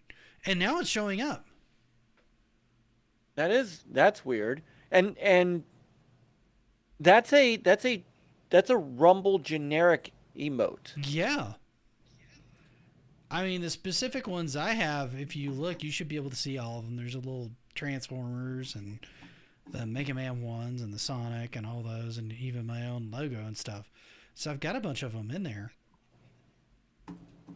I need to make some more. Oh, it showed up now because you... That's weird, dude. Yeah, you should have had to follow for that to show up. I have no idea why that's a thing. I don't have anything set up that would block that. That's bizarre. I don't understand. I appreciate the follow, though. I love that one. The little kitty just... That cracks me up, dude. It's one of his favorites. Yeah, I stole that one from... I asked Paste if I could use that one because he made that one. Later, Sai. I don't know how much more steam we have on this one. Been going for an hour and a half on this one. But I did want to talk about like kind of where things are going now, because it seems like there's Pixel. Pixel! Good to see you, Pixel. One of the best on this platform. She's one of the best. She's so sweet. She is. I need to make a point of popping in more streams. I've been really bad about showing up at her and Zeta streams lately, and I feel bad. I wish she was behind us in time, because I feel so bad that she raids us all the time, and I can't raid her because she ends before we do, and it drives me crazy that I can't return the favor. And Pixel was with me when we got featured. Sister Pixel was with me when we got rated. She was in the chat with We Are the Show and a couple others. She was there when we hit 1,800 viewers, and she hung. That's crazy. She hung the whole time, and it drives me nuts that I can't return the favor because she ends before we do. Pixel, I love you to death. You are so awesome. And she really does she is one of the sweetest people. If you ever get a chance to, just hop in there and say hi in her streams. And she treats you like you are the most important person that comes in her chat. She's just happy for anybody that comes in and hangs out. So if you guys aren't following her, you really, really should. If you're watching me and you're not following her, Piracy says, I know Show. Maybe you guys ain't that bad. Nah, Show's a good dude. We Are the Show is a really good dude. And he was there. He was there. Pixel, thank you for popping in, by the way. Hey, Blue Gen. It's always a pleasure to see you guys. Yeah, you guys are awesome. Pixel is awesome. You'd figure out how to... one of these days, I'm going to raid her. One of these days, it's going to happen. I'm just going to raid her in the middle of her stream. And then if people want to come back and keep watching the stream, I'll just do it in the middle of my stream and not end my stream. And then people can go over there and I can just keep playing. There you go. Do it that way. Do your own little raid and react thing like Gake does sometimes. Yes. Yeah, that's what I'm going to do because she deserves it. She's doing a 24-hour there we go. In your future. Oh, Godspeed to you. I can't do this. I'm too old. I might have to start streaming just so I can raid her. Like, I'm only streaming to raid Pixel.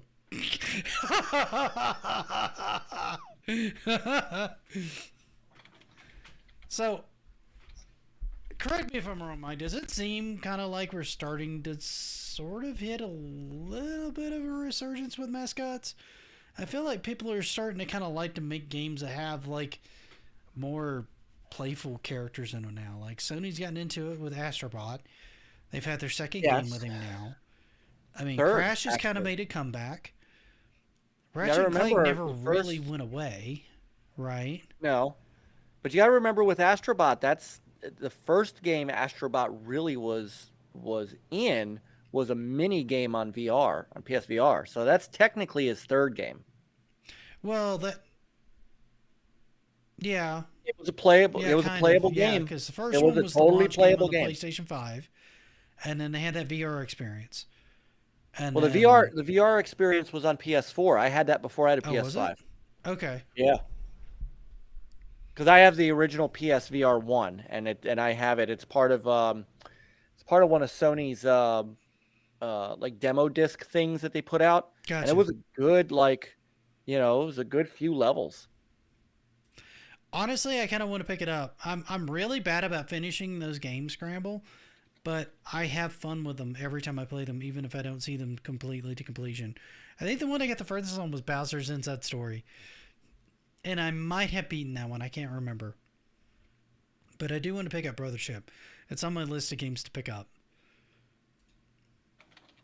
But I feel like there's been a little bit of kind of a resurgence towards that. Like, I think a lot of companies are starting to understand not only do they need to have their games on multiple platforms now, but they also need to diversify the kind of characters that they're using to approach demographics now, right? Because just having Master Chief or just having Kratos and these brooding characters isn't really working for everybody, right? It works for like people like me and you that grew up with those characters, right?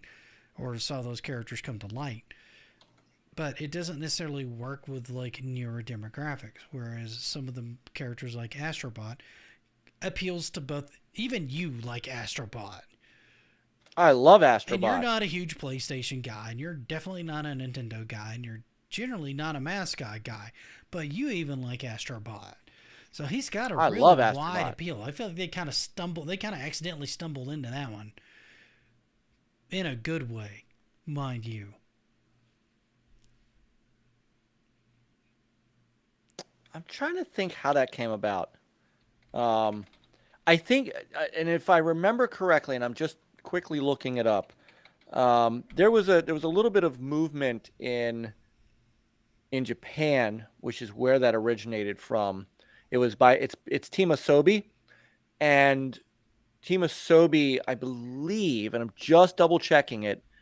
Yep. Team Asobi was originally formed in 2012 as part of Japan Studios, but formally spun off into an independent studio when in 2021 as Studio Japan was spun down. Yeah.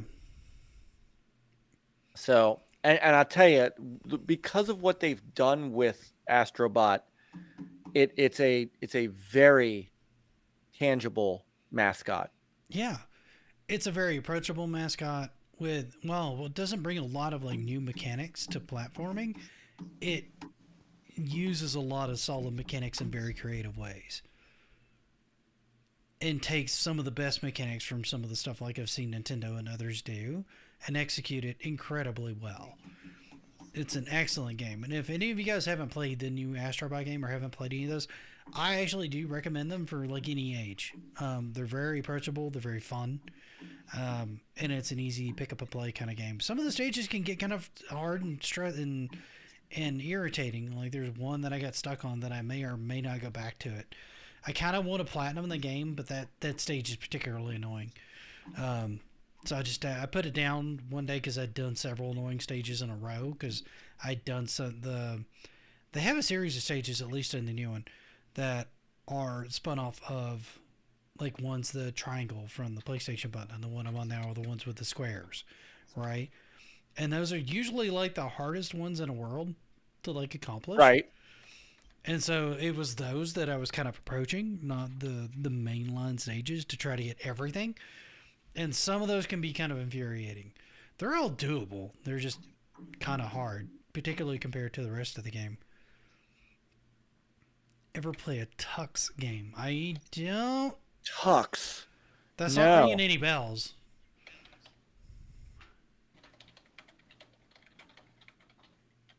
I'm always afraid to Google stuff like that. I never know what I'm going to log into.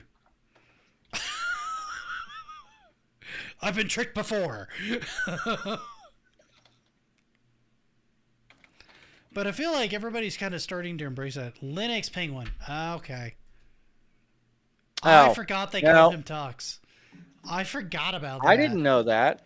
Yeah, Tux the Penguin. Yeah, I totally forgot about that. Did they make a game for him? That would be neat. I would actually probably play that.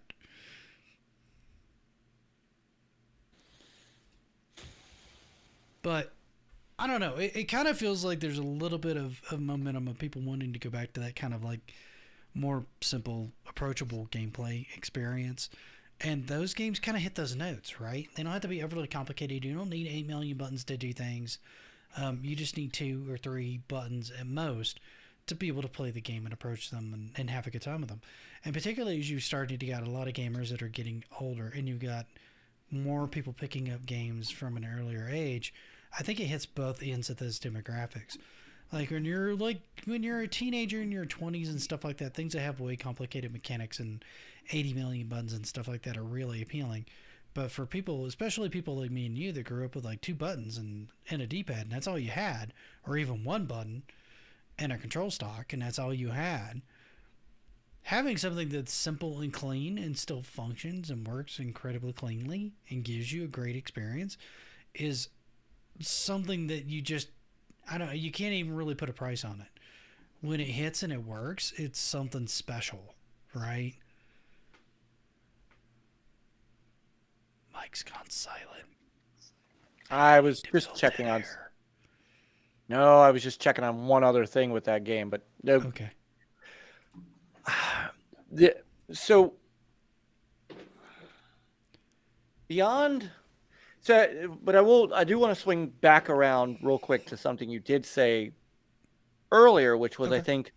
I mean, outside of Astrobot, Microsoft hasn't changed theirs. It's still Master Chief. Yeah. With a little bit of, somebody Phoenix. I mean, Gears of War really isn't. That's another kind of brooding one that counts. Yes. Yeah. But it's kind of from a different era. I would say he was more around Xbox 360 when he first came in. Because it wasn't OG Xbox, it was 360. I think when the first Gears. It was 360. Dropped, right? Yes, yeah. But he also wasn't. He was owned by Microsoft, but made by Epic. By Epic, yes. But I mean, Master Chief is kind of that really has been Microsoft's. I feel like they need to embrace either Crash or go back to something like Cameo. Because Cameo, the thing about Cameo is, and the reason it's not to correct, it's Cameo, and it's Cameo because of the character changing into camouflage, changing into different shapes. Yeah. That was actually told to me by. I always want to call her Cameo. I don't know, but yeah, no, it makes sense. It sounds more like a name than Cameo. Yeah, that is the explanation I got from Shane Kim, who was at the time head of Microsoft Studios. I mean, he would know. They made the character. Yeah. And you admit, we had talked about this, I think, on the phone.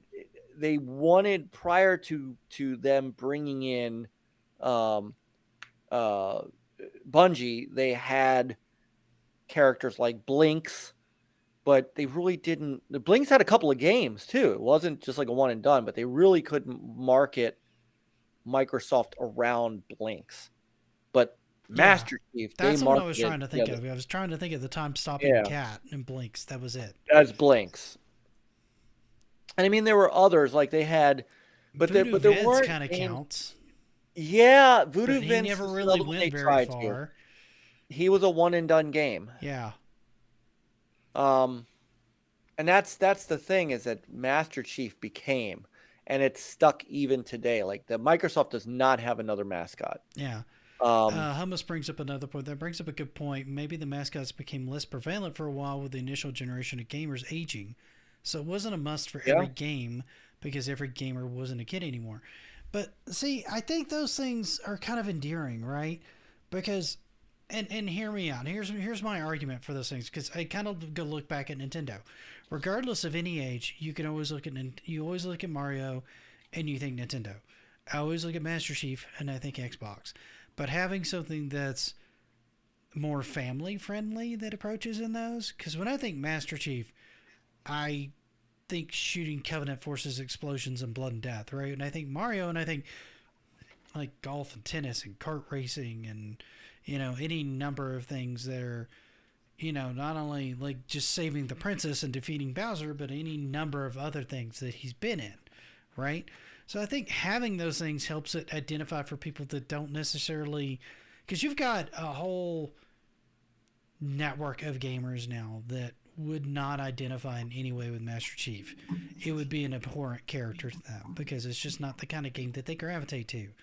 But Mario still appeals because he's in titles that they can play that aren't as combative or as hostile, and they're more approachable, right? And I feel like that counts for something, right? It does, but even even Spencer, when he was 9, knew who Master Chief was. People, even kids, know who Master Chief is, even if. And you got to remember, Master Chief is also had become this icon that you get in the little pop figures and in other advertising, and he's been in other franchises. I think didn't they put him in a fight in a couple fighting. I thought at one time they were talking about it. I don't think they ever did. No, they added a female Spartan into Dead or Alive at one point, but it was a different Spartan. It wasn't Master Chief. No. Hang on. I thought he's never been in a fighting game to my knowledge. And I can't think of any spin-off games that Master Chief's been in. No, Master Chief has not been in any spin-off games.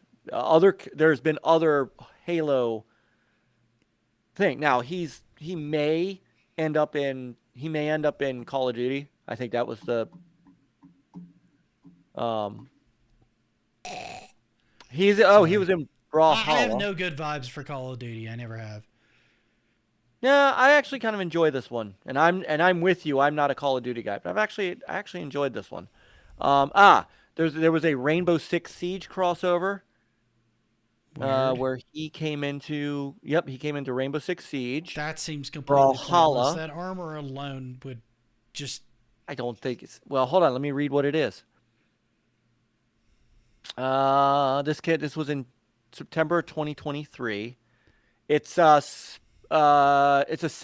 basically a set of armor. Okay. Spartans. I mean, that's kind of like when they threw Homelander into Battlefield. Uniform. I thought that was silly too, but whatever. Yeah, but Chief has that. I thought for some reason he was in one of the versions of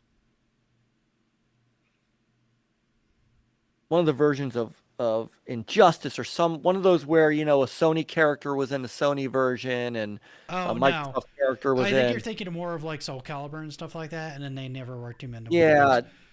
I don't think he ever got worked into one of those, because when they did Soul Calibur and they had those split characters, I want to say it was Yoda that was on Xbox, Darth Vader. Yeah, I remember Yoda. Yeah, Darth Vader was on PlayStation, and then Link was on the GameCube.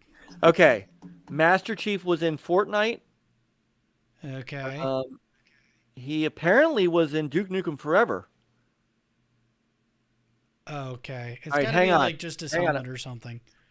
Hang on, I'm looking. Okay, so there's a Watch Mojo article. I think there's like a suit or armor, and he makes fun of the armor or something like that. I think. Yeah, so he was. Yep, he was in Fortnite. He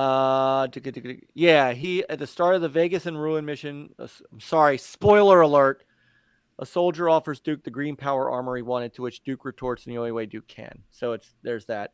The Warthog is in Rocket League, although that's not really Master Chief, but it's Halo. It's Halo adjacent. It's one of the vehicles. Super Bomberman R.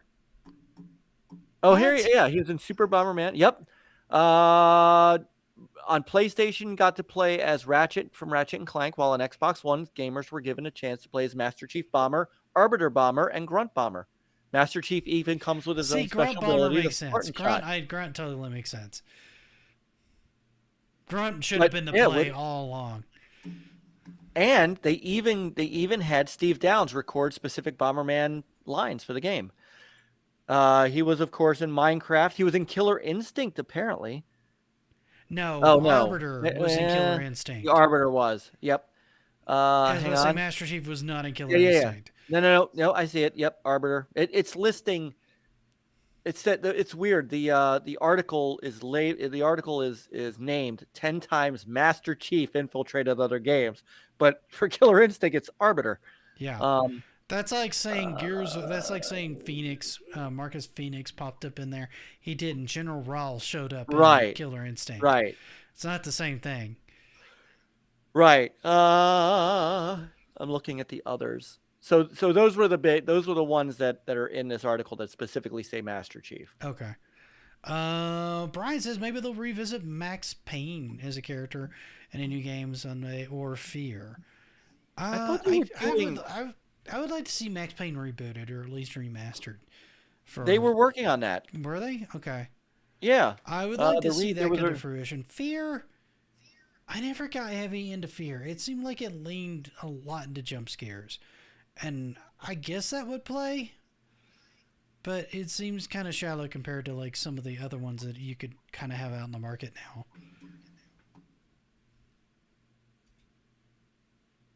I don't know. I guess a general question for you guys in the audience and for you, Mike, as well, because I know kind of where I stand. Man, I keep getting my shirt caught on stuff.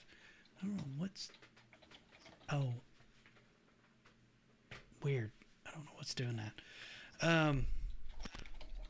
Do you want to see... Did you guys like these kind of characters? Do you want to see more of them come back? I kind of feel like I'm ending one of my normal videos.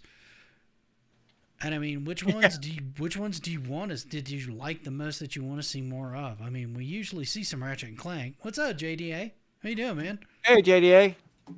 You usually see Ratchet and Clank like at least once a generation. You're definitely going to see more of Kratos. You're never not going to see Master Chief, ever, as long as Microsoft is a brand. He'll always be around in some form or another. But I feel like some of these others or some new ones could come into play, because I feel like even though the market's matured and you don't necessarily need these things, I think they have a place in gaming, like permanently, just because they're fun to have around. Things like Astrobot are just fun. They're nice, pick up and play fun games. Mario is approachable and fun. The Princess Peach games are approachable and fun. Not every game has to be like a Dark Souls experience or a hardcore experience, right?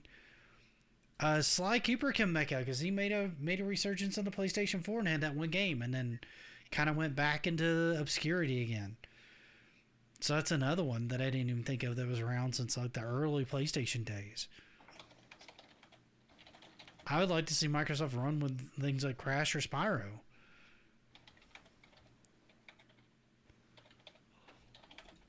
Yeah, Homo says Nintendo's mascots have always kept me engaged in the games. Typically have been great also. So it goes hand in hand. Yeah.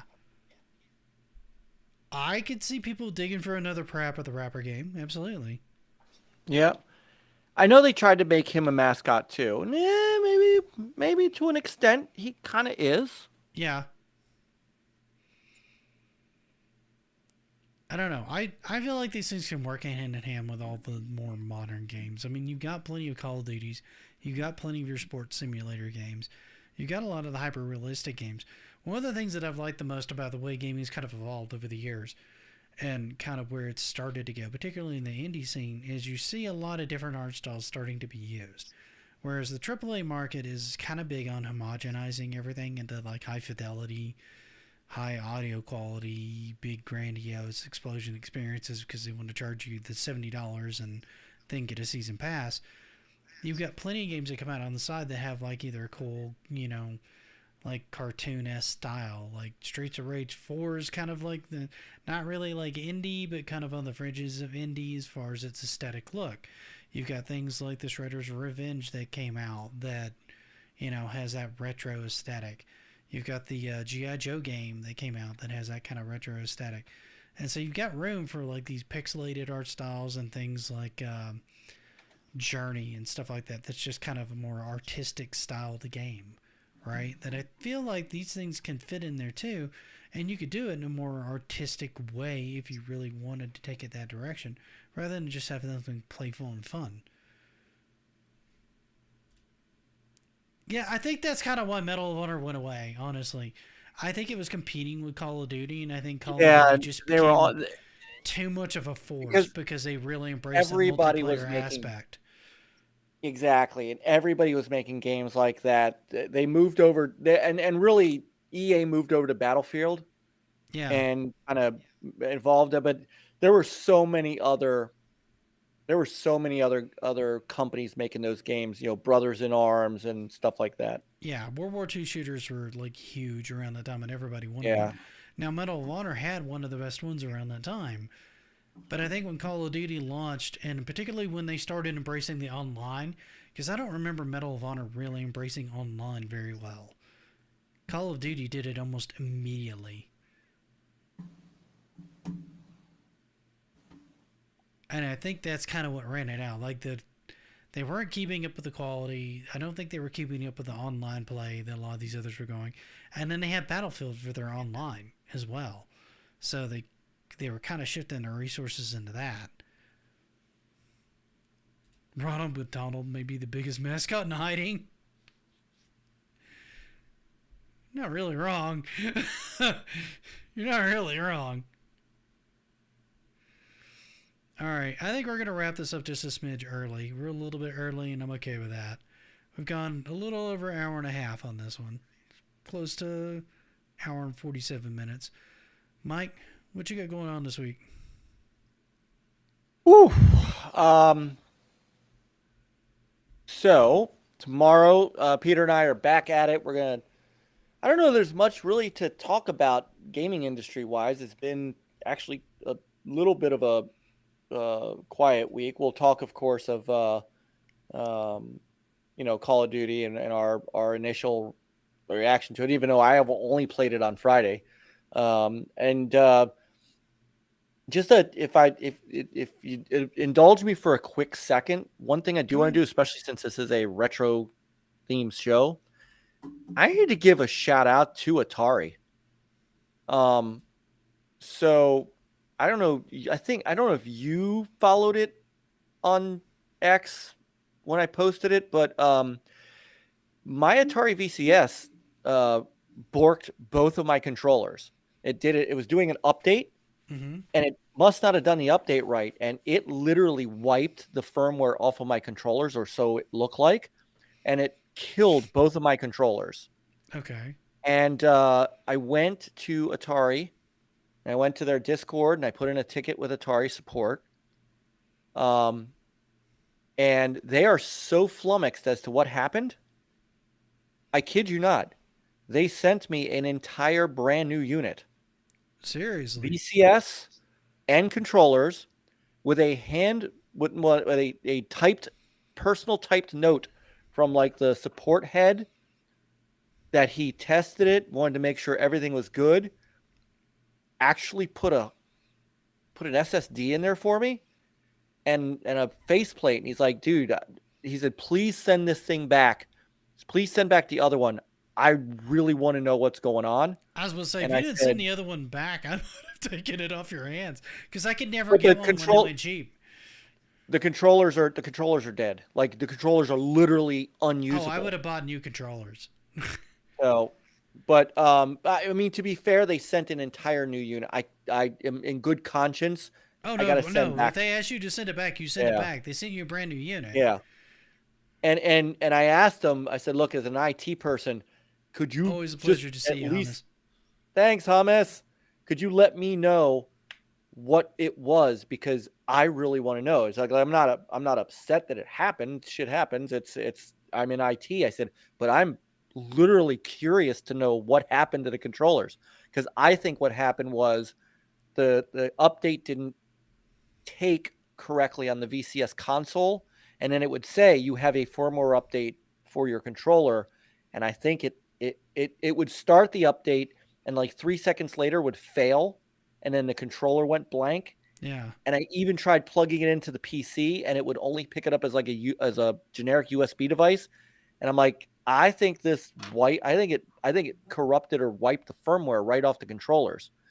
So they're going to check it out and see. But I just had to that was above and beyond. Like to just send me controllers would be cool, but to send me a whole new unit that's tested, ready to go, and upgraded, that was above and beyond. No, And that's with a super note cool inside. on their part.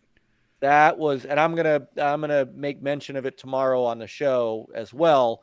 But yeah, we're gonna talk about that and some other stuff, and then play Atlas Fallen, which we've really enjoyed.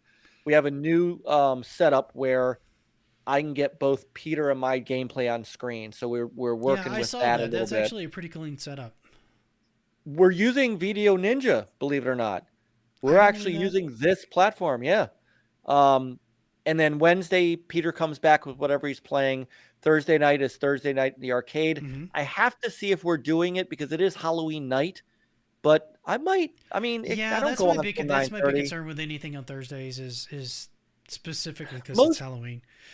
Most trick-or-treating, though, seems to now be either over because people are doing it early, or they're not doing it anymore because they're doing these trunk or treats and whatnot. They still show up around my house, man. We bought a crap ton of candy. Yeah. Because usually nobody shows up around mine. Like 5 and somewhere around like 8:30 or 9 our time.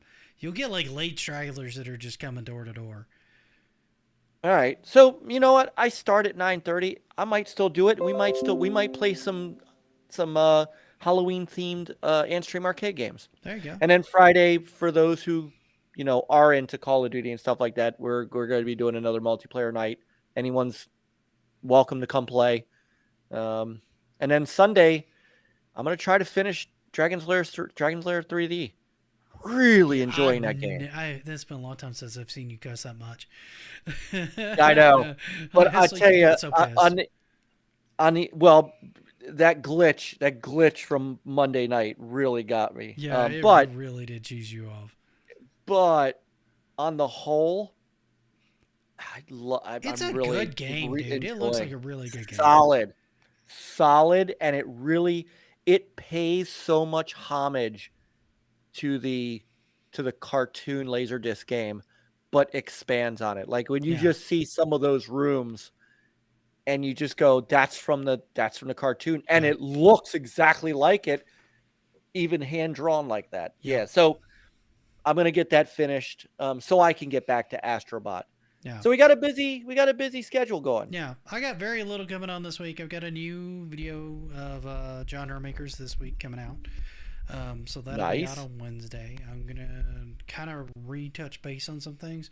I wanted to cover I've covered Metroidvanias before, but I haven't covered Metroid, and I felt like it did kind of some cool stuff. So I wanted to cover that, and then I've got. The week after that, I've got a really interesting rare arcade experience that I don't even know if it hit like mainstream production, but it was kind of cool.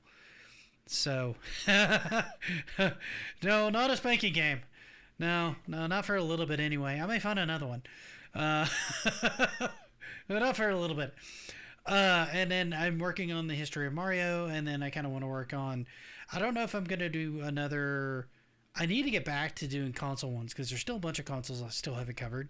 So I need to go through all the ones I have covered and kind of cover those because those are always seemingly like some of the most popular videos I do. Like of all the stuff I do, the ones that people keep coming back to seem to be like, in television or Odyssey or, some of those, right? They always seem to like get viewership, and there's still a bunch of those I haven't covered. So I've covered pretty much all the Sega ones except for the Game Gear itself. And I haven't done its own video on the Game Gear. So, but I don't know if I want to do that way, if I want to do that as a big video on handhelds in general. So, kind of ideas there. I'm still on hiatus and streaming outside of this. I don't, with the way I try to do things and the way I want to play games, I just don't know if there's a good way to do it. I have to find a way to do it to make it more enjoyable for me, because just regular streaming, not doing a podcast, is a little stressful and feels a little bit too much like work. And if it's work for me, I'm not going to be entertaining because it feels like a job.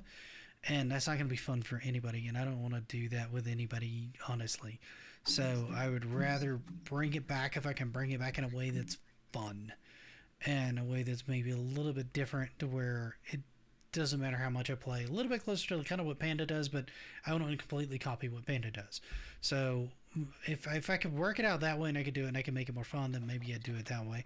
But that might go on a different channel. If and when that ever does happen. And I know I say that every week, but that's kind of still where my headspace is. When I'm playing a game, I kind of just enjoy playing the game. I don't necessarily enjoy streaming the game. I love hanging out with you guys. When I'm playing a game, I just want to focus on the game and play the game and enjoy the game as the game is. And that's just kind of how I do things. It's not a big social affair for me. Contrary to what some of you may believe, I'm not the most social of guys. So it takes a lot of energy for me to socialize during the day and on streams and things like that, to where by the time I hit the time where I'm playing a game, it's kind of like downtime, right? It's time to recharge and do stuff. And if I am gaming with people online, I'm not really interacting with them a lot. I'm just playing. And that's about it. So I appreciate it, Pixel. I do my best, but there's a lot of days where I'm just not feeling that energy and I just can't do it. So I don't have the limitless energy you seem to have for it. You're awesome at it. You always have high energy every time I see you. I don't know how you do it. It's like watching a 5-year-old run around excitedly for hours on end and just having inexhaustible energy, and you're tired watching them. I watch you like entertain people all the time, and I'm like, I don't know how you have the energy for this. It's amazing. But I'm so exhausted just watching it. I couldn't do it. But thank you guys for hanging out. Hopefully this is going to get a little bit more regular. I don't think I'm on call for the rest of the week. I was literally asked this morning at work how I have so much energy, and all I can do is shrug. Yep, that sounds like Pixel. That's fantastic. I love it. Oh, we love you to death, Pixel. You're the best. Pixel got them substances. On that note, we are going to call it. All I could do is shrug. So much for hanging out. Be sure to check in with us the next time we're up, which will be not this coming Monday, but the next Monday. I don't think I have any more on-call or anything like that, so unless I'm ill or something like that, we should be able to make it. We've been trying to do a better job about kind of at least talking over the topics and stuff like that and have an idea of what we're doing. And then, good evening. Okay. Patha Crypto... Apro Crystal World Records. Apro Crystal World Records. Is that how you pronounce that? Hi. You'll learn very quickly. I'm terrible with names. Hi. You have a wonderful night too, Sister Pixel. We love you. Pixel.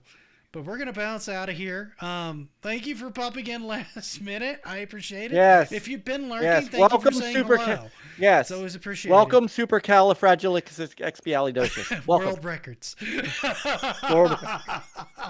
That's your new name. That's your new name. We decided. Hang on, no. I'm taking a look. Hang on. I always do. When we see somebody new, I always take a look at their channel. I want to see what's up with them. Butterflies and Dragons, episode 4. Morning Light Radio. All right. Might have to check this out. Something a little different than gaming. Yeah, I'm going to have to copy. I can't get the links to work to just take me to the channel. I always have to, copy it. You have to click on, their